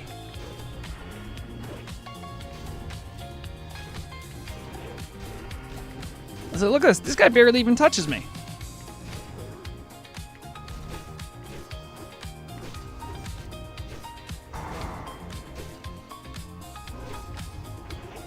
And, you know, it's pretty much a free blue.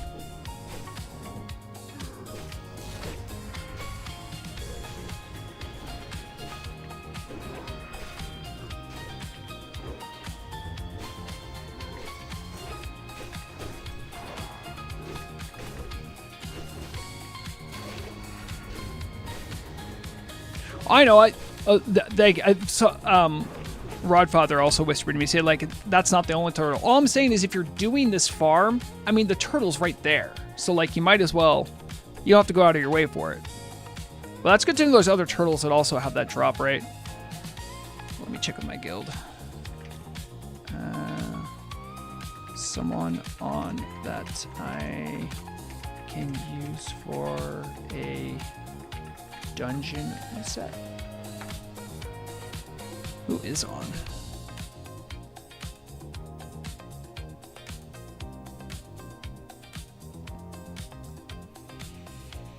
Or if someone's just on Nordinar right now. Maybe some of you guys are still working. How do I even get out of here? Do you have to beat up Princess Theodros? I think you do. Because doesn't, like, one of the Dryad guys come out and he makes a portal? Crap.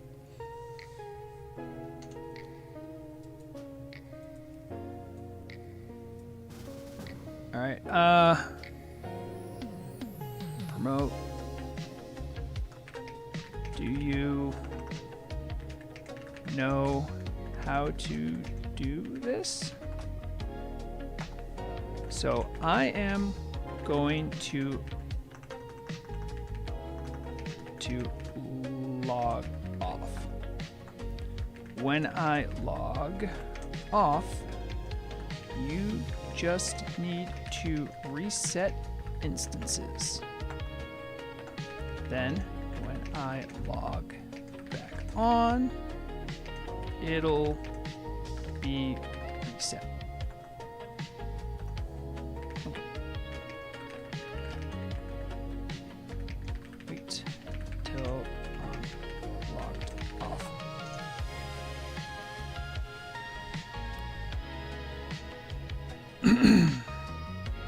I am on Nord, yes, yeah.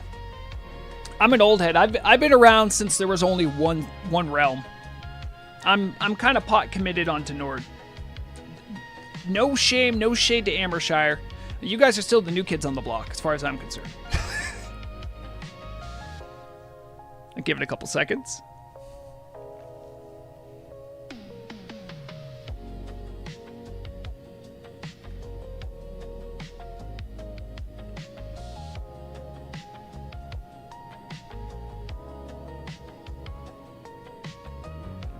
Sometimes it doesn't always work, and you have to do it again. Just depends.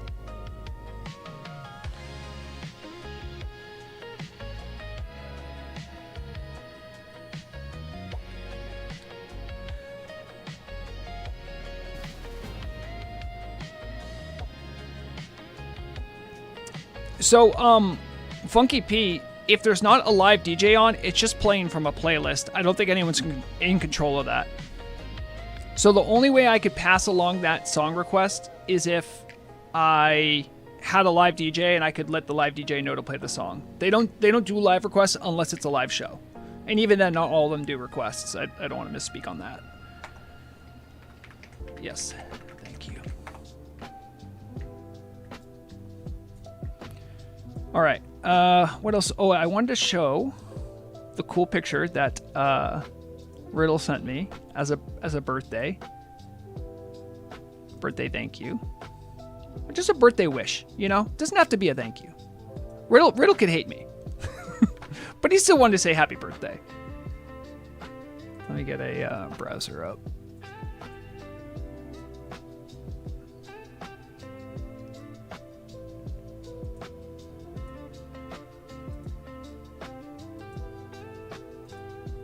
Okay, and then we're gonna go here.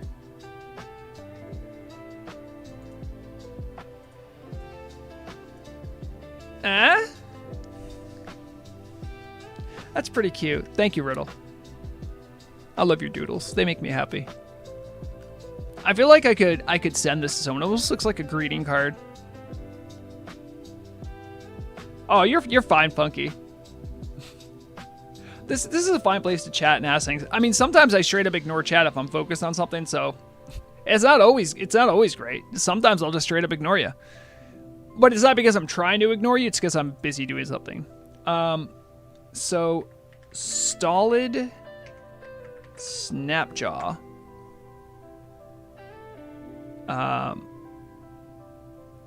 As you can see here,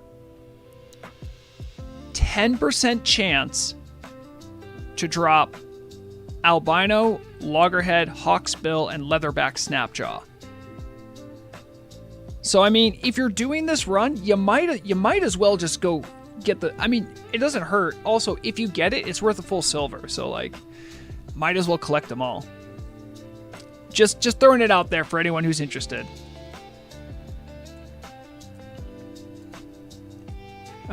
And let's get rid of these.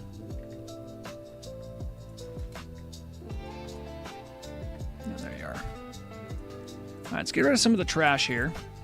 Let's see what we have left, just from one run. Turtle scales actually have a little bit of value. There's a, if for tribal leatherworking, you need a boatload of turtle scales. So don't just vendor these. You want to check before you vendor these specifically.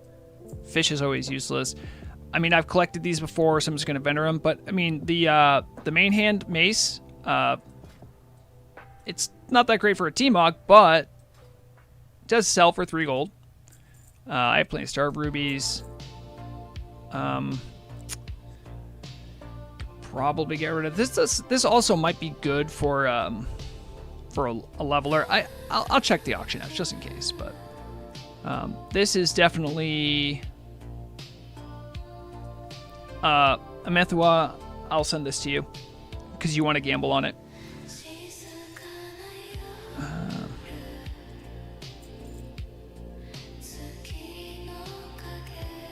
I'll send you 2 to gamble on. This has a good chance of becoming a lesser eternal essence, so I'll actually... No, this one's better on vendor, I think, so I'll vendor this one. I'm going to send you 3. If you really want to gamble, you can gamble. Mega Shot Rifle. Is this look cool? This is not that bad of a T-Mog for a gun, if you're into the gun look. I'm pretty sure this is dirt cheap on the auction house. I don't need more deep rock salt. But from my essentially run and a half, we got all this. Remember, this is going to turn into 6 more. So that's 21. So you're looking at about 12-ish, maybe more on one run.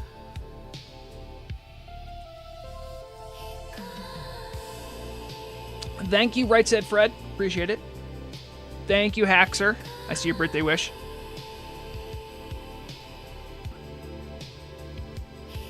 I'm curious about sometimes I see stuff in chat over here, like on the OBS, and it like takes forever to show up on my overlay.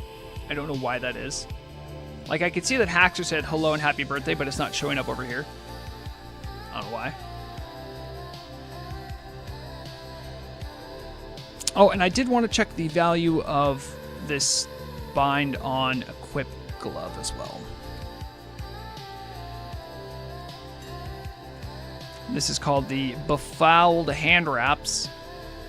You see, I had a feeling it would be worth something. I mean, this is priced pretty competitively, but, I mean, here's the thing. If I was to disenchant it, it's useless, right? No one wants small brilliant shards. A Twink probably wants it. 50's a bit rich, 40's even a bit rich, and I want to undercut this so it actually sells. So I'm just going to go 20 gold. And put up for the full 24 hours. That's a bit of a deposit, but it's fine. That's way more than I would have made normally from it. Like I said, checking the turtle scales is useful.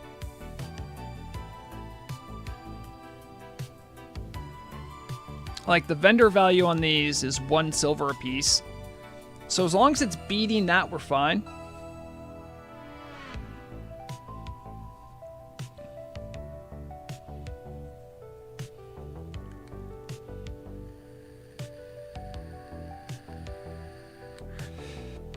Oh, and sorry, I just saw this too. Right said. I'm on Nordinar as normal. I don't think I've even played much on Ambershire on stream, or at all. No offense to them. You see what I mean? If you have a bunch of turtle scales, you can nearly dectuple the value of them. Are you gonna get a lot? Maybe not. Maybe not. Oh, look at that. Oh, so. This is diabolical. A gold for a turtle scale? Diabolical, dude. Like, I'll put it up for 9. That's, you know, why not? It'll probably sell. It's not like the biggest thing ever.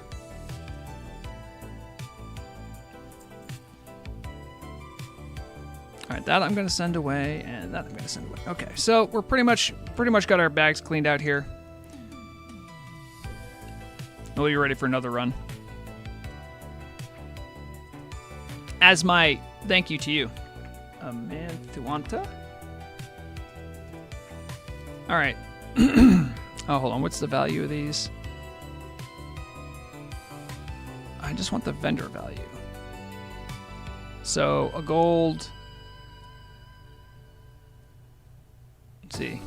A gold 30 into a gold 80. So I'll COD this for 2. Have good luck with the slot machine.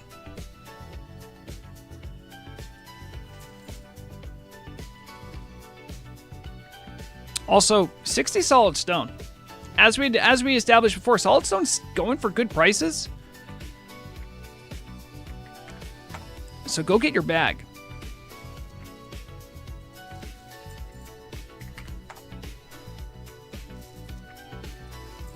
Those are just my holding companies for those things.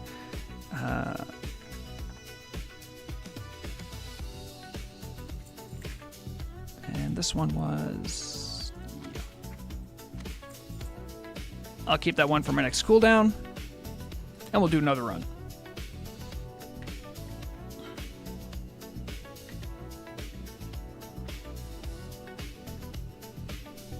That makes me think maybe my chat thing's off center. No, it's not off center. Yeah. It just straight up ignored Haxer's message. Haxer, I think that's rude. That's not me. That's whatever weird web coding is used to make the OBS plugin. or the dock that's used. I kind of have a feeling that like all the streamer OBS stuff is sort of like put together with duct tape. First con. Yeah, sure, I'll help.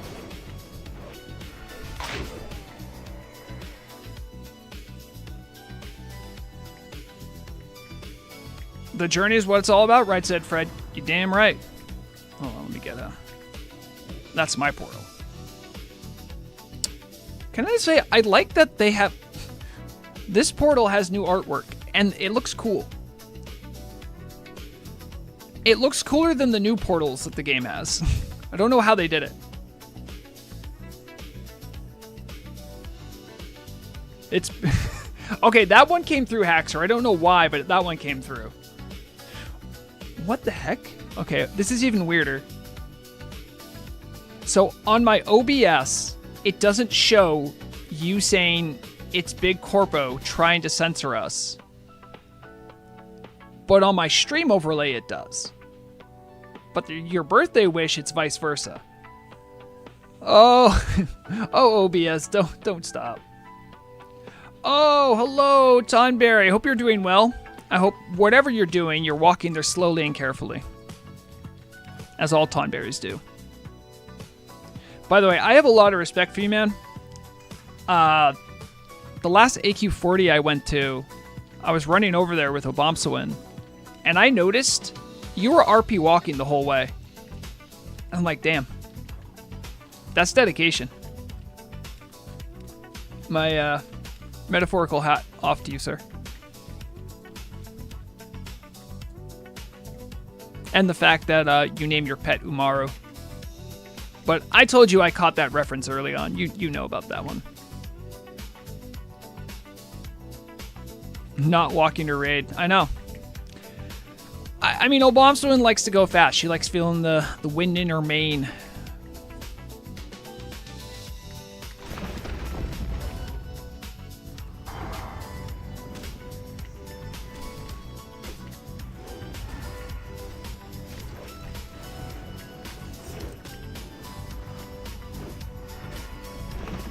You know, I don't really know the inner logic of how Blade Flurry works. Like, how does it choose which target hits? Or does it just hit a random target that's also within melee reach? These are the things that keep me up at night, guys.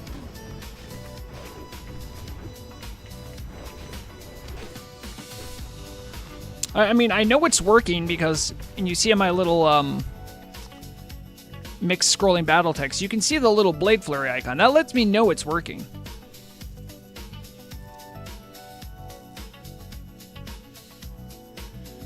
Ooh. Imagine we all RP walk to Kara. Kara's tough to get to from an RP walking perspective. It's not a very hospitable environment. It would be fun, though. No doubt about that. How long do I have my cooldown? 2 minutes. Keep that in mind.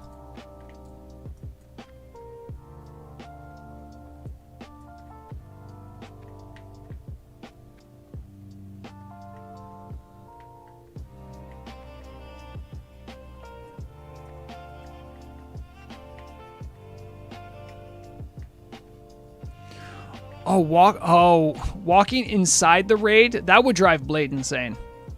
Our raid leader for my group. Blade would not like that. Maybe less so in Kara, but only because in Kara, like, we're still progging, so there's, like, we're gonna die anyway, so, I mean, what's the big rush? You in a rush to die?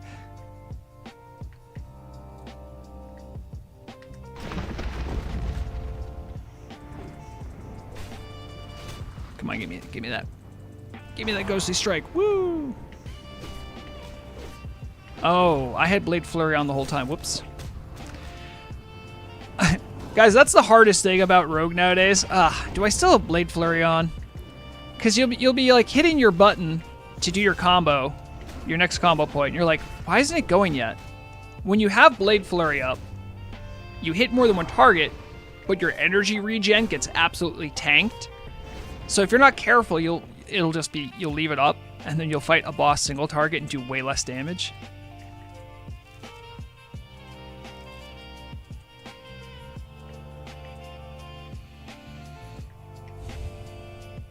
Isn't that retail?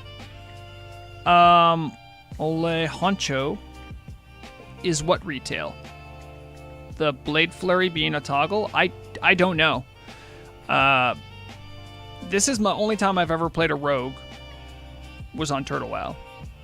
I played a mage a little bit in retail, but like that was like ancient retail, like original TBC and Wrath, so my breadth of knowledge of Blade Flurry history is limited. Everything's scaling to your level? Yes. This isn't scaled to my level. I am definitely out-leveling it.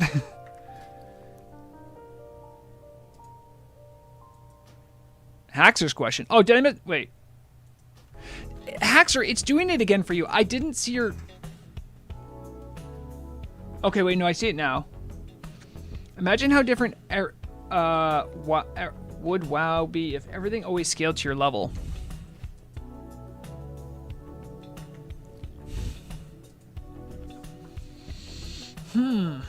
That would be interesting.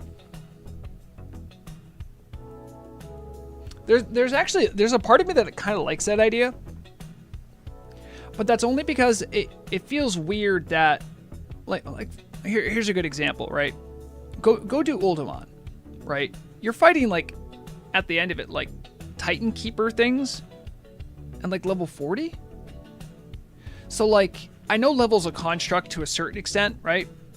But the fact that you do that, like, around level 40 when, you know, you're... I just feel like the power scaling wise, like, it doesn't make sense. It would have had to have been designed with that from the start. Absolutely. I don't see any other way around that.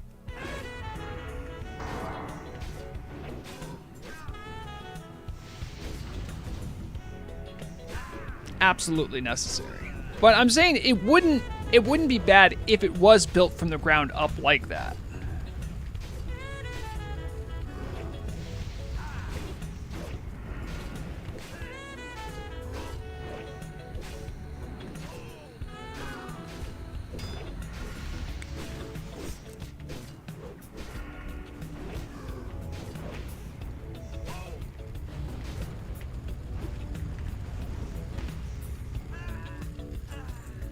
Another mega shot rifle. Let's go. Oh, they're just on time. No, no, no. Gotta get my energy back after doing the distract.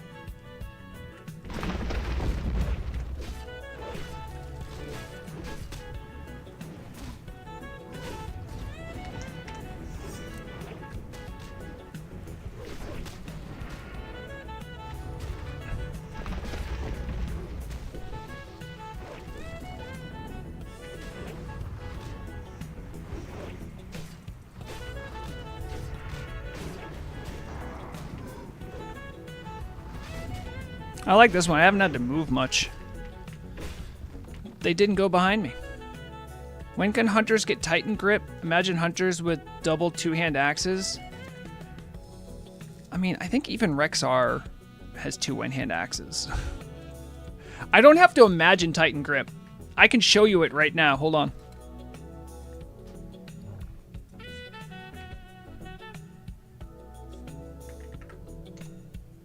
Titan grip right here. Ready? Check this out.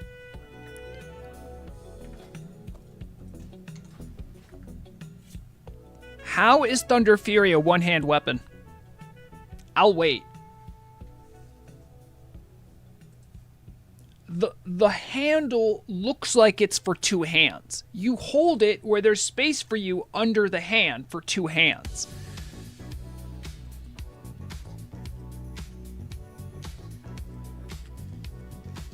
Well, sure, the elemental guy can have it in one hand. He's a gigantic elemental dude. If you fight Thunder, you know what I'm talking about. Okay, but a gnome does this with one hand, okay? If we're talking about, oh, well, that's an orc.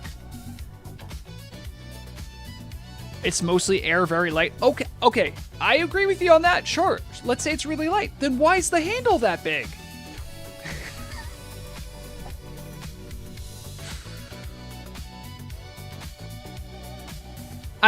When I put this thing on, look at this. This thing's dragging. Like, I walk up a hill, the thing's dragging on the ground. I can't have this in my inventory. This thing's terrible. That's why I don't T-Mog it to Thunder Fury. That's my Ancient Karaji Ripper I use. I T-Mogged it to Thunder Fury to show people what a Thunder Fury looks like if they ever want it. But I keep my Thunder Fury looking like an axe. Because I can do that. And they can't stop me. Well, that's the thing, like the Thunder Furies, all the magic items, they magically resize to fit you. Which, that's a whole nother ball of wax.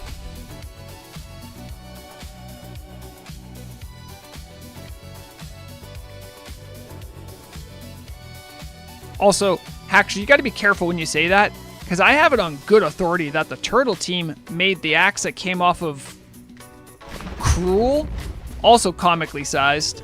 I think it's properly a two-hand axe, but let's be honest. That thing's bigger than any human, orc or otherwise, would ever need.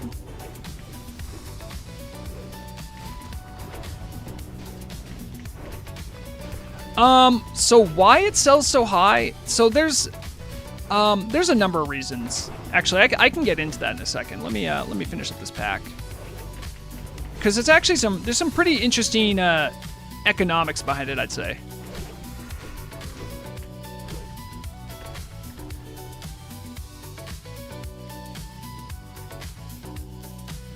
Okay, everyone, get ready to take notes. We're gonna do some learning right now.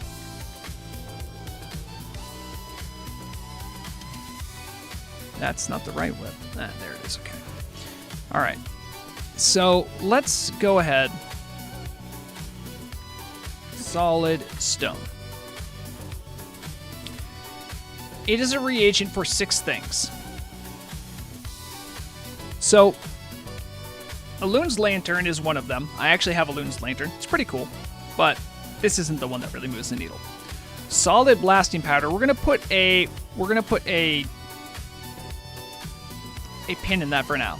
Solid grinding stone is useful for some blacksmithing stuff. It's not, you need it, but it's not like the end all be all. Like at a certain point you get beyond it and you don't need it as much. Solid gridded paper. Let's put a pin in that one too. That's for jewel crafting. Solid sharpening stone and weight stone. That one isn't nearly as impactful. But blasting powder and gridded paper are 2 really big ones. I'll check on this. There might be other stuff I'm not aware of, but so for blasting powder, right? Let's go to what it actually makes. It's a reagent for 22 items, most notably Goblin Sapper Charges. This is a huge meta item, right? Everyone wants it, and look how many other things it's part of making. Solid dynamite, explosive arrows, rocket boots, slugs, parachute cloak. It's always going to be in demand, right? Because of these things, but mostly because of Goblin Sapper Charges. That's what always puts a lot of pressure on it. And remember, it needs 3. So that's a pretty high market demand. Gridded paper is a reagent for. So a lot of these are items that you might use while you're leveling. The ones that you use when you're past leveling, right? That will always, that kind of continue that market pressure. Elegant Emerald Gemstone, Gloomy.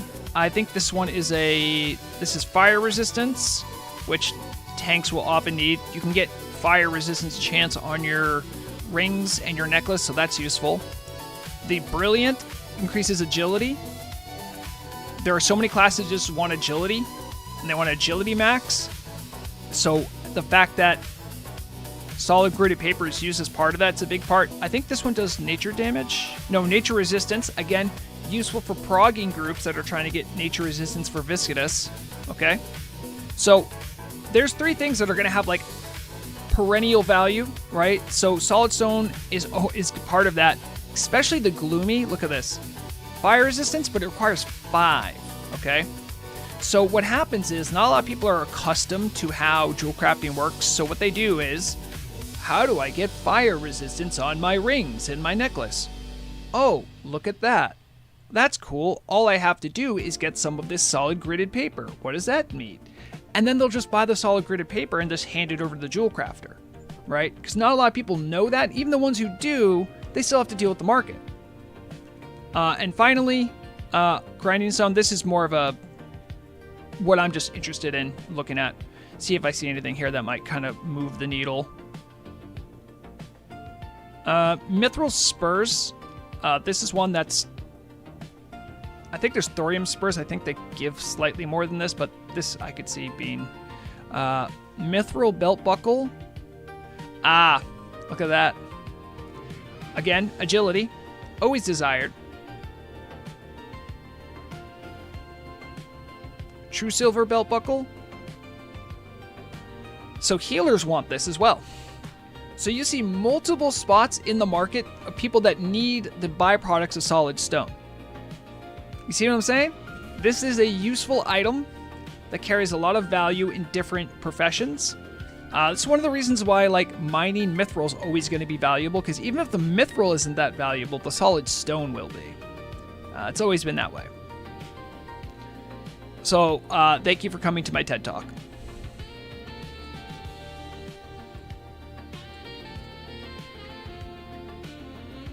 Haxer, this isn't about me spoiling a good gold farm. This is a birthday gift from me to my community. The people that watch my stuff say, hey, you know what? Here's a little gift for you. Here's how to get some good elemental earth. Here's how to get ahead in the market. So you can have time to do other things like RP and goof off. But they're cheap, so it's not that big of a deal. hold on. You think solid stone is cheap?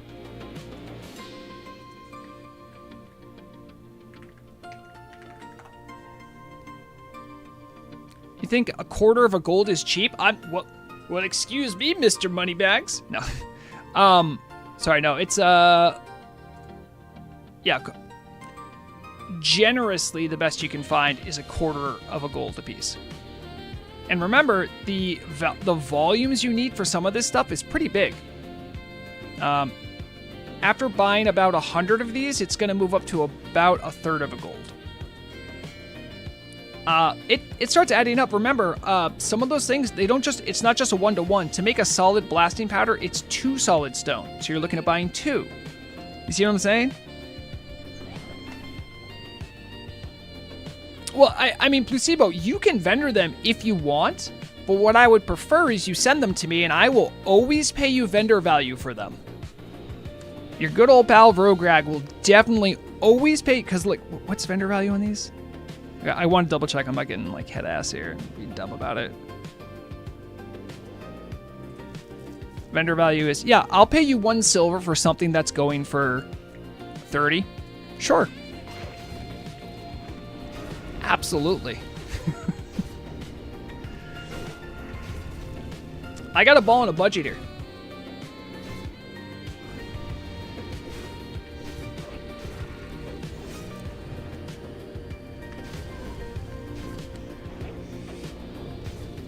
You see new potential suggestions for your icon project? Yeah. Well, I mean, here's the thing, right? I mean, I don't want it to be too overwrought. Like, here's the thing. Only one of these is a white item. These are all gray, right? They're going to go away. I have thought about it, but I don't It's always so much work, Haxer. I'm not even a member of the Turtle Team. I've just wormed my way into your hearts and bother you all the time. Haxer, I agree. I genuinely agree. Here's what I'm worried about, though. Solid stone, for the reasons I just listed, is such a monolithic and important item in crafting. I do not want to change what the solid stone icon looks like. I want to change what all the other ones look like, if that makes any sense. And let me give you a quick clue. Do you know how fun it is, quote unquote, for an artist to draw a rock? I ask them to draw a gem, they'll give me gems. I ask them to draw cool food items, they'll do that all day. I'm like, hey, can you draw me a rock, but not this rock? I need it to look different from that rock. Isn't right. It needs to be this rock.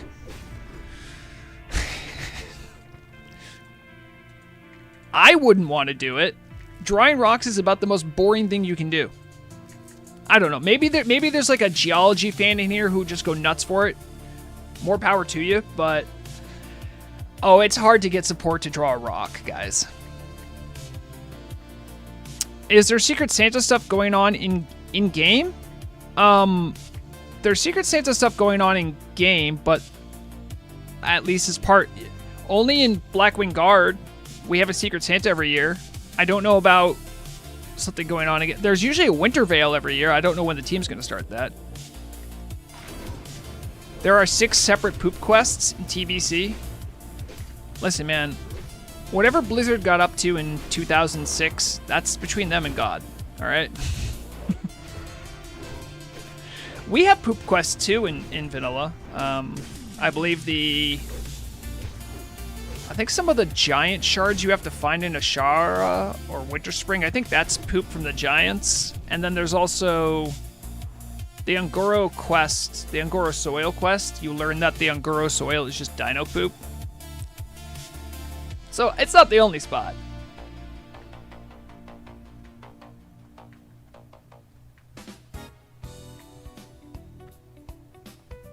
It's called all the Alliance quests. They're all poop quests.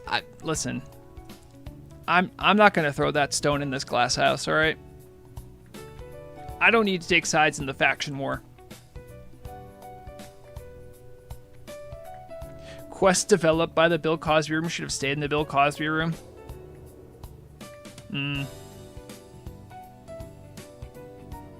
You said it.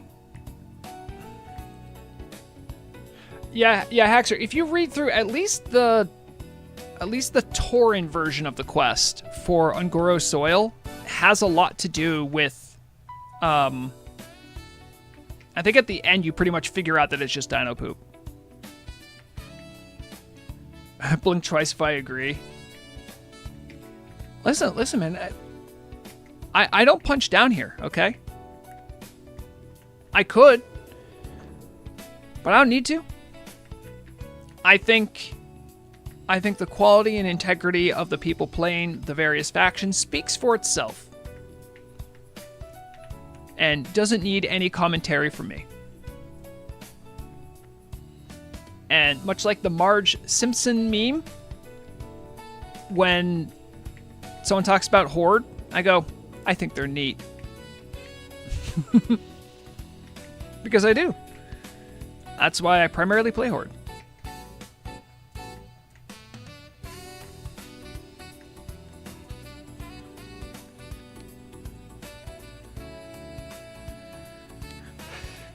Yeah, I don't know if you've been to one of them before. The way it works, the Blackwing Guard Secret Santa, whoever's organizing it takes all the names and then randomly pairs up people. Or, I mean, not even pair, just randomly assigns someone to someone else. And then in a thread, people will put what they're hoping Santa will get them. And then whoever's secretly assigned to them goes and tries to get them something that they'd like.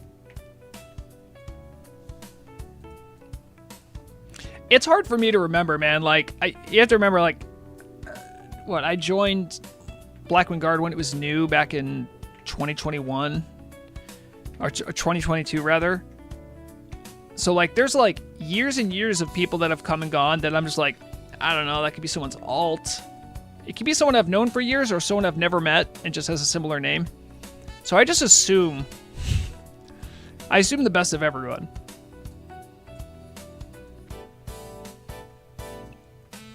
Oh, okay, yeah. So you've been here for like, 4 or 5 months.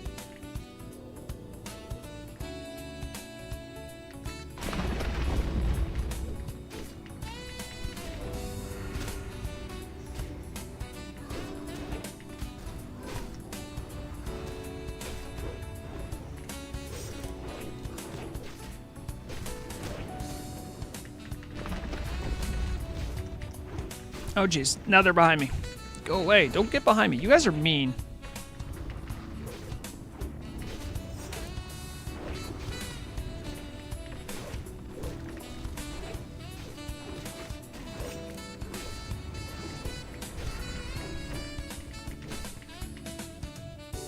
Oh, they're all gone. Good. You want the Bink Tabard, though?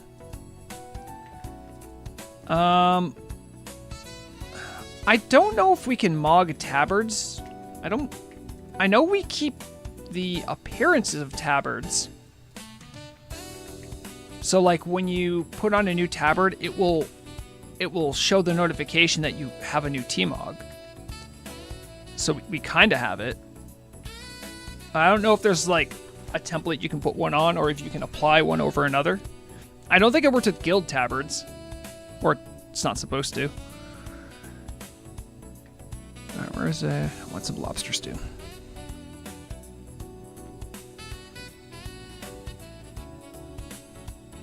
Yeah, oh, you see, I thought we could. Placebo said we couldn't. I'm like, okay, well, I thought we could.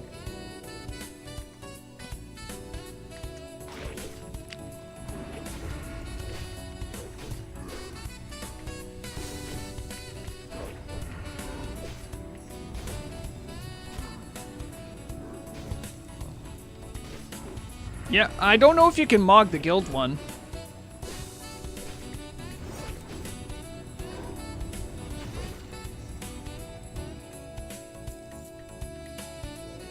We got 2 stacks, let's go.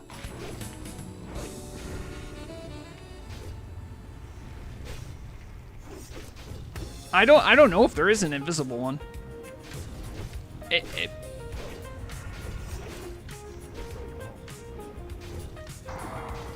Because I think the fact that the guild tabards are dynamic and they can look like anything else, essentially within the strictures of the tabard system, I think for that reason it's different.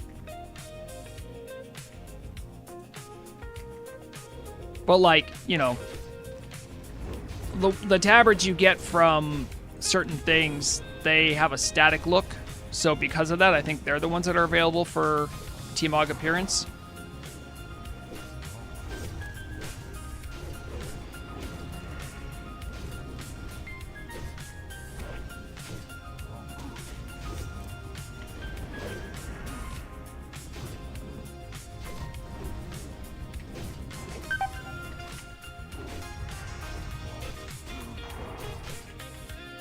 Oh my god, I actually took some damage that time. Oh, I didn't put Flourish up, that's why.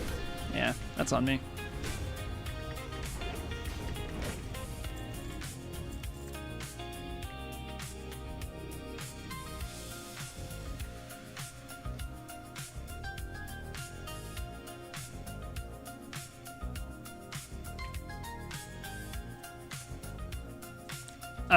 I could show you after. I'll show you after this boss. I'll show you a little bit of the behind the scenes, how it all works.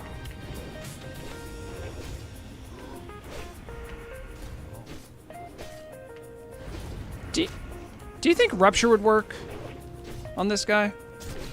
Oh my god, it did! Look at that.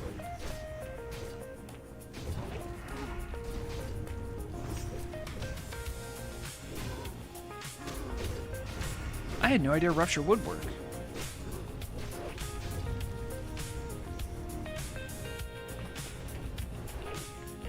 Let me out. I hate this.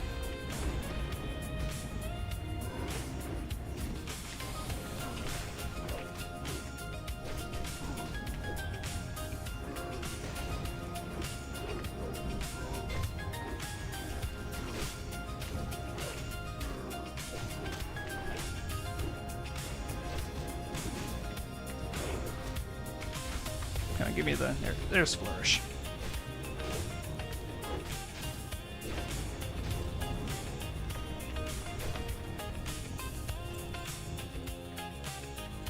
Nope, I logged off. So you can... This is actually a good example of the click-through. So see where right now I can't click anything, but I do that one macro, the click-through. Boom. I can get all the little guys that are under here that I can't really see. Oh, there's more. Oh, there's more. Any more? Yep. Lovely.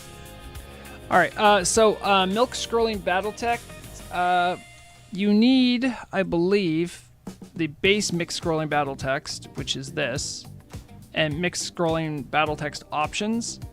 That just lets you mess with it, but I think you can still mess with it with the base, and the command is /msbt for mixed scrolling battle text. You do that, and then essentially you set up whatever you want, and then you can configure scroll area, right? You could change all of the stuff you could change right here. That's how you do it. Same thing with outgoing, notifications, triggers, and you can suppress certain effects. That's how you do it.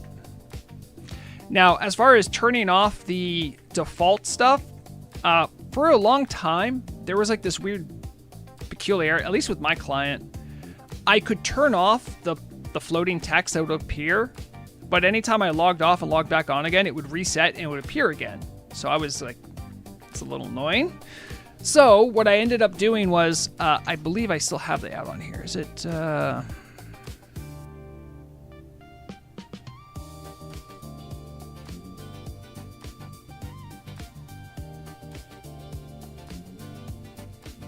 I'm not sure what it is now. I have an add-on, damage font. This one is one where you can make your font look like different things, right? This is way back in the day, but Lexi showed me and made a transparent font for me. So technically the game is still rendering all of that font, but it's all 100% transparent, so I just don't see it.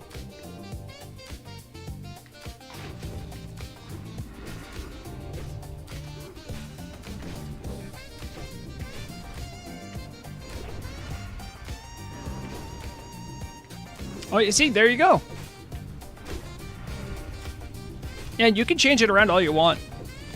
I just like the look. It's a little bit more compact, and I can kind of like track things I'm trying to look at. Especially with classes that have like a bunch of damage numbers, like a rogue going out. It's good to like sort of see in a larger aggregate, all of it scrolling at once.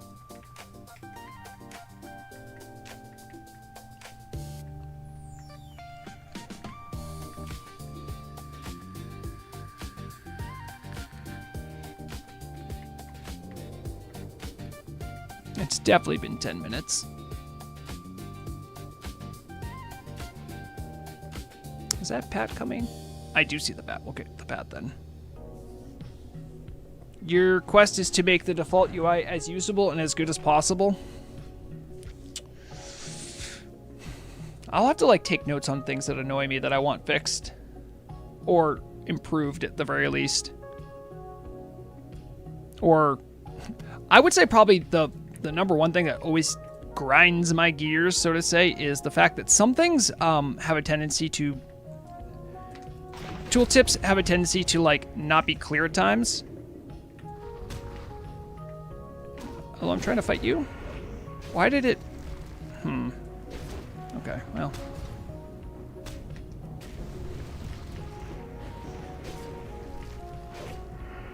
Well, I gotta focus up for this one.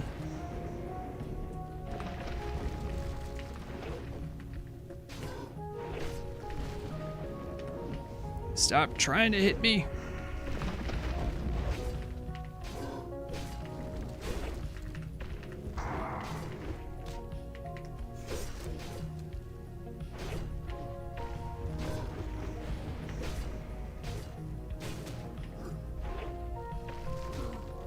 Oh!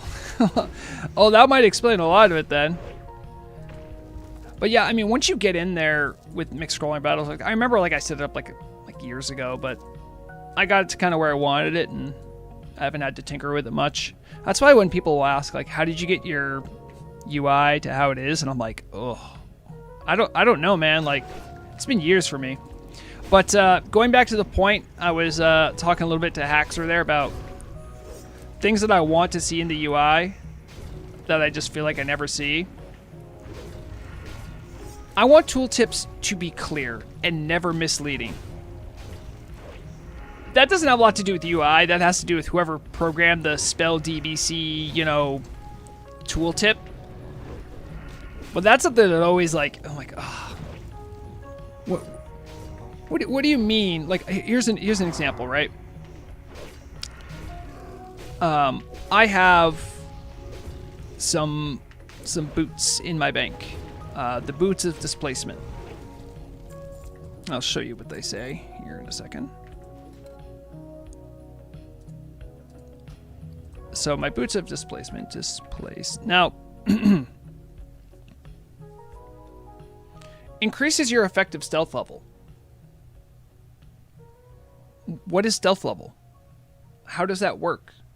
Is this a percentage? Is this a flat number? Why is there no number associated with it? And what does that number mean? These things being unclear and hard to figure out without some sort of arcane knowledge are sort of like the descendants of weapon skill being really complicated and getting clarified to like where we are now, right? So things like this should be fixed, in my opinion.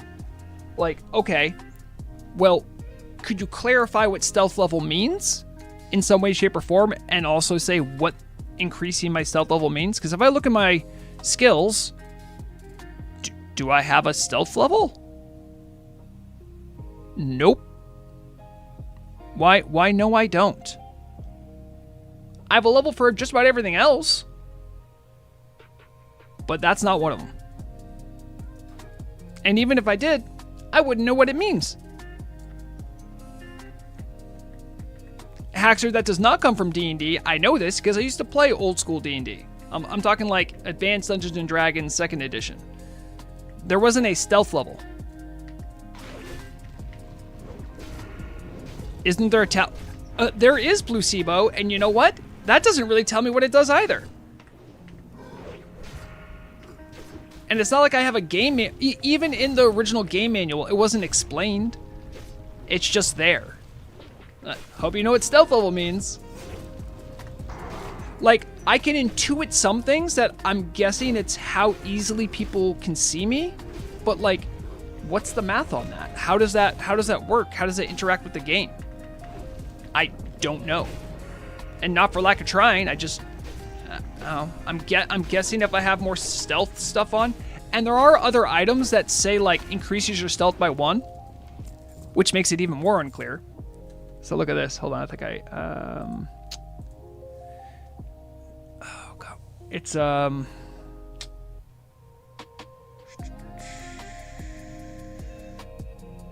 crap, I can't remember the name of this. There's a Ravenhold quest where you get boots.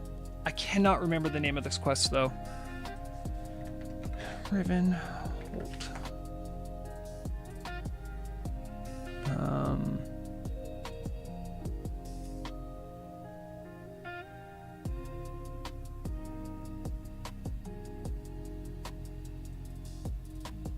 You know what? Let's go back. I think there's a quest.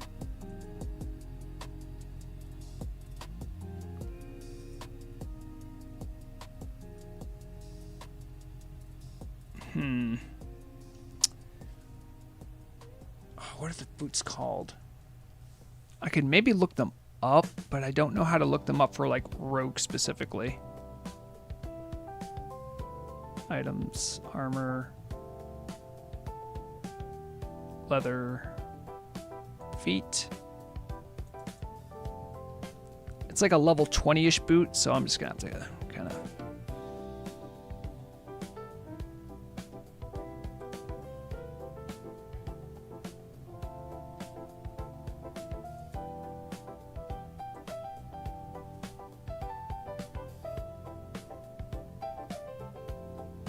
I remember they're blue, so that'll help a little bit.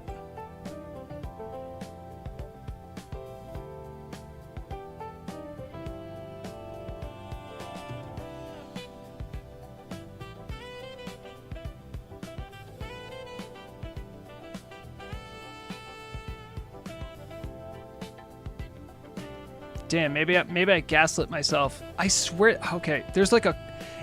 It's with a quest reward where it also reduces your fall damage. You can sort by quests. I know, but like I can't. I feel like it's a Ravenhold quest, but I might be wrong about that.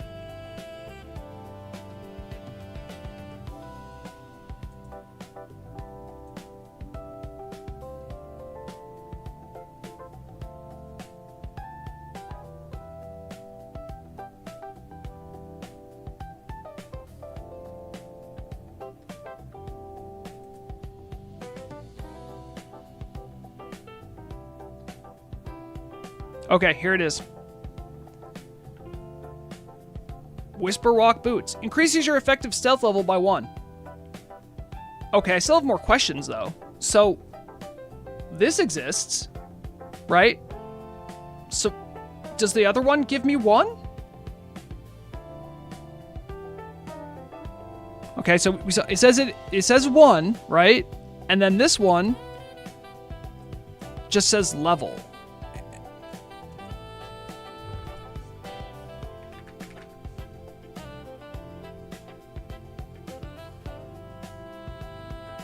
You see what that Ole Honcho, I'm glad you remembered.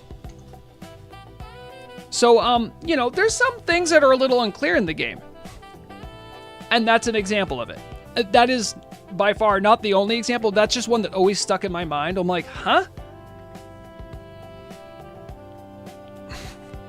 Wait, but Fish, like, how do you know that? Fish says, if I recall, it's like 5 per player level. Okay. But what does that level mean? And I know there's the human racial perception. Let's take a look at what that one says.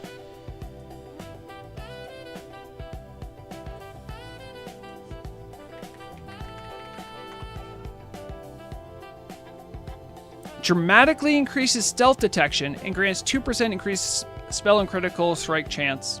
That's new stuff, right? Dramatically increases stealth detection. Okay, so some things have numbers on them, some things don't have numbers but say they increase the number, and some things say they work against the number. But what does it mean? How does it... Now, this is one of the more arcane and strange systems in the game. I think we can all agree that, right? But here's the thing.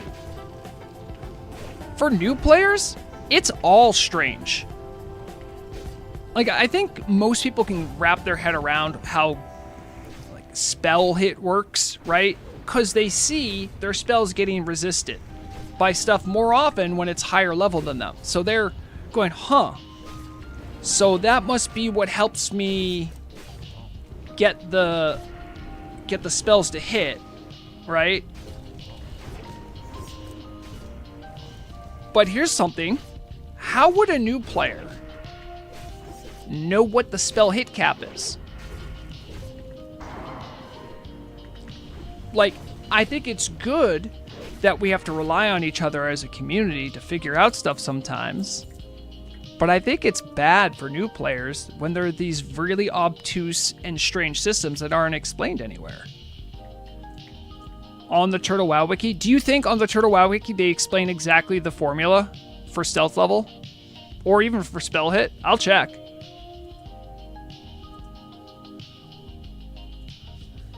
Turtle WoW Wiki. Okay. All right, we need to get searching here. Stealth. Okay, I got rogue macros. That's good. Okay, that's not really a... All right, what about spell hit?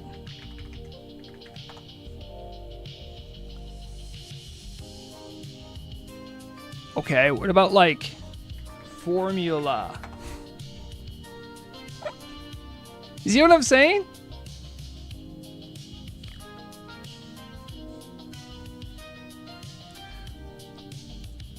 Haxer, I know you're being cute right now, but come on.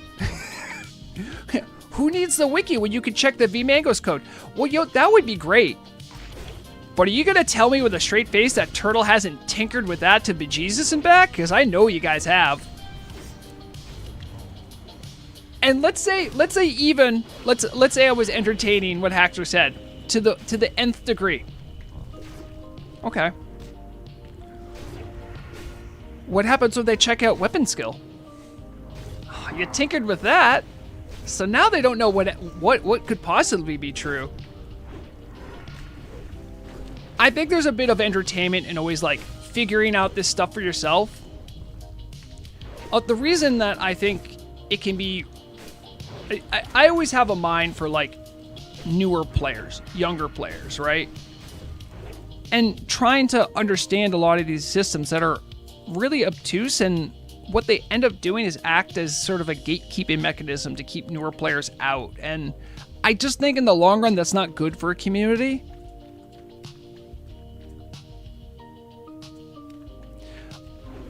Haxer, that's true.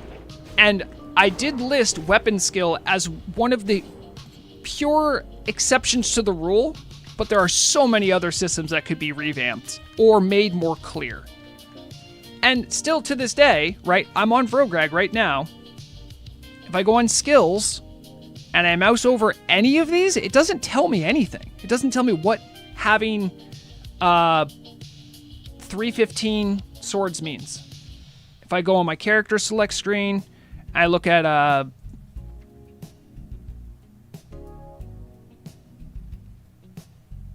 by the way, this is wrong. First off. Oh wait, no. Is this the? No, sorry, no. This is from the quest. I apologize. That's not the racial. That's the one I did the quest for. Racial passive. Blood Fury. Oh, there it is. Again, it doesn't really tell me what it means.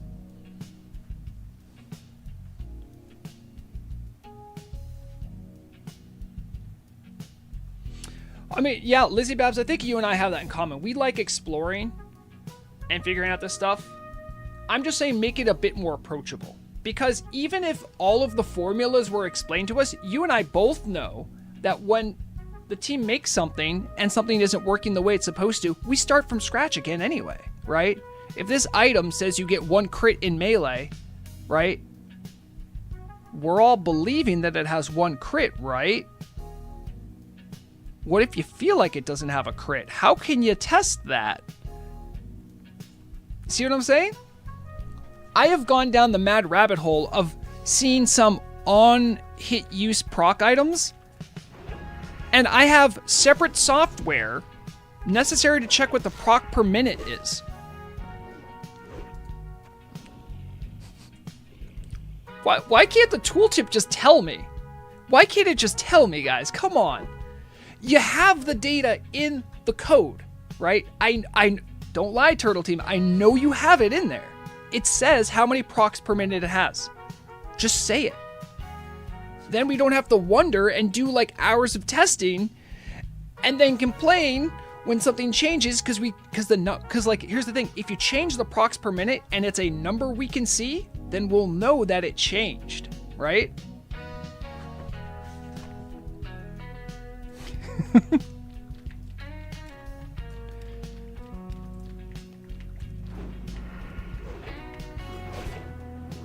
Being able to make decision for my own instead of having to go by pink numbers. Yeah. We got another one? Hawkbill Snapjaw. Have I gotten this one? I haven't gotten this one. Guys, I'm racking up the turtle pets. Let's go.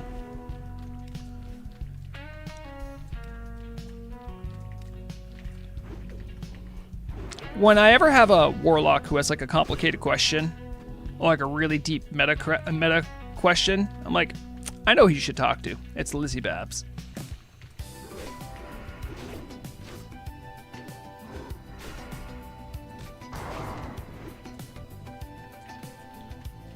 Not even using a sheet even once.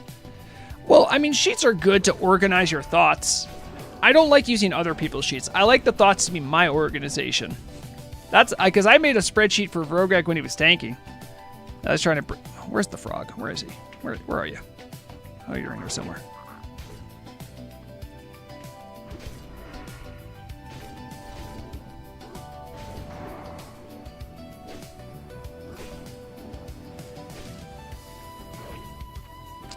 Oh, they hit me a lot for some reason. What is that?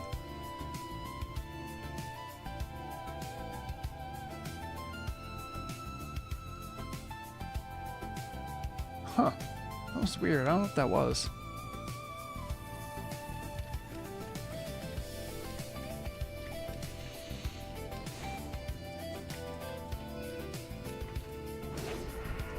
Yeah, I mean, there's some more broad principles to DPS that, like, it doesn't matter what spec you are. If you're dead, you can't DPS. If you have bad uptime, when you're a caster especially, your DPS isn't going to be as good. These are some like the rudiment things that it doesn't matter what gear you have. If you play dumb, you're not going to do well.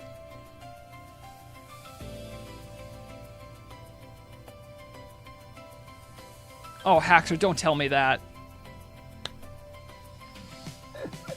What the... what the hell's going on? He says, each combination of player to creature, creature to player, and player to player stealth detection works slightly differently.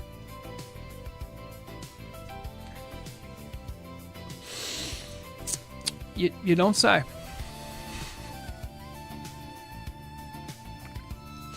I'm fine with keeping the vanilla systems as they are. I'm just saying, just let us know what we're in for. All right, guys, let's see if I can swim up now. Ah, they got rid of the swimming up thing. Oh, well. Okay, where's Rotgut? There he is.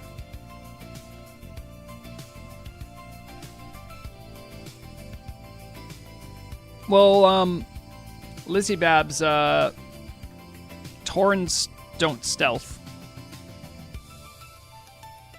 There might be an NPC that stealths, but Tauren players don't stealth. As a rule. Because even when they stealth as a druid, they're doing it as a cat, so they're not really Tauren anymore. They're classified as a beast.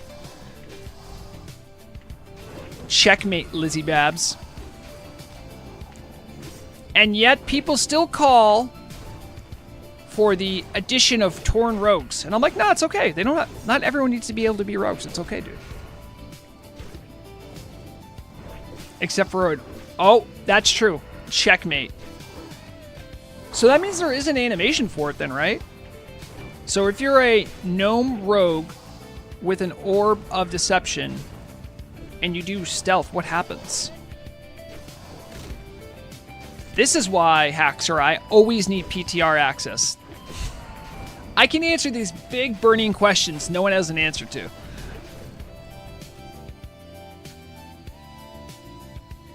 Also, there's a difference fall off modifier depending on if a player or creature is stealth detecting. And let me guess, it's based on whether you're facing or not. Oh, here's one thing I want to know, and I still don't think I have a clear answer on. Pickpocketing. Is it a physical attack or a spell attack?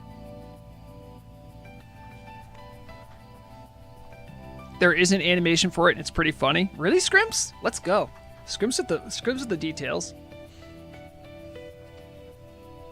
Lizzie Babs, how do you know? Show me your proof. You know why I have to ask that? Because the details don't tell me. Because when I go here and I look in subtlety and I look in pickpocket, it just says picks the target pocket. Doesn't tell me if it's a physical ability. Doesn't say anything. Just says require stealth. And do you think distract is the same way? And if that's true, right? Let's say pickpocket is actually a spell, or sorry, is a physical ability. Vrograg has hit for days. The amount of resists I get when pickpocketing lower level enemies does not align with what I would expect for spell resists. So there's some slippage there. I don't think that's true. Do I have the numbers on that? No, but I don't want to generate them. What I want is clear tooltips. So if I see something that doesn't match, I can go, oh, that's why. It's a magical spell and I don't have spell hit. So I should expect some resists. And that is my rant for the day. So guys, we did pretty much 2 runs, right? The runs really take between a half an hour to 40, give or take, depending on how quickly you do stuff, right? I have pretty much the bags from one full run here. We're going to take a look at it again and kind of count out what we got.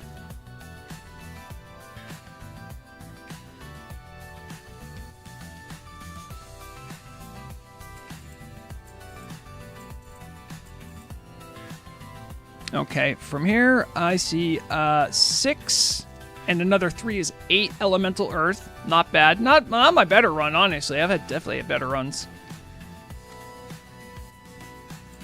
Sell that. I'm going to DE that. I mean, it was pretty good. I probably have another timer up. Yeah.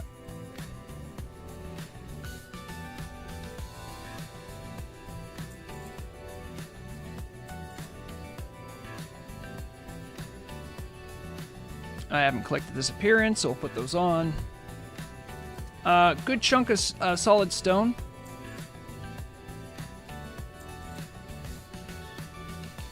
So that was my big gift to you guys. I showed you how I get elemental earth, and I got tons of it now. It's pretty good.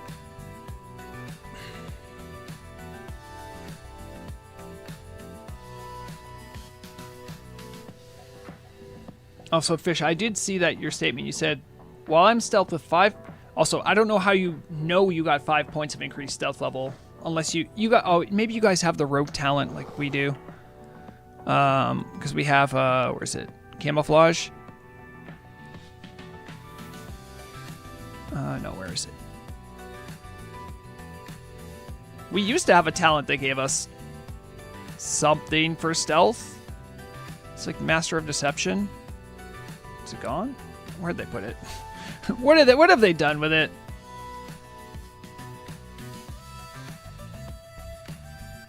Initiative, smoke bomb, hemorrhage, gouge, perk armor. Oh yeah, it does. In addition, reduces the chance enemies have to detect you while you are in stealth mode. Doesn't give a flat number, just or a percentage. Just says it does. I hate and love vanilla at the same time. Exactly for this stuff. All right. Well, I'm glad I could spend a little bit of my birthday streaming with you guys, saying hello to everyone. But I got other things I want to do today. I want to goof around a little bit more. I want to go eat some junk food. I got some bagels from the deli. I can't wait. I'm going to have a bagel after this. It's going to be awesome. But, yeah. Appreciate everyone coming out. It's a weird Monday stream, but, I just wanted to say hi, just hang out for a little bit. I don't have any cake, oddly. I didn't have any cake. It's kind of weird. I really have a sweet tooth, but we didn't do cake. But I got Bulbasaur pictures, so, like, what could be better? God, it makes me want to go get cake now, though. Damn. All right, so I'm done for today. I have news, but I don't think any of it I could talk about yet. Maybe I'll have some news soon. Until next time, everyone, take care of yourself. Take care of one another. When you're playing games, make sure you're having fun, because that's the point. And as always, remember, the deadliest weapon is knowledge. Bye, guys. Also, thank you for happy birthday stuff.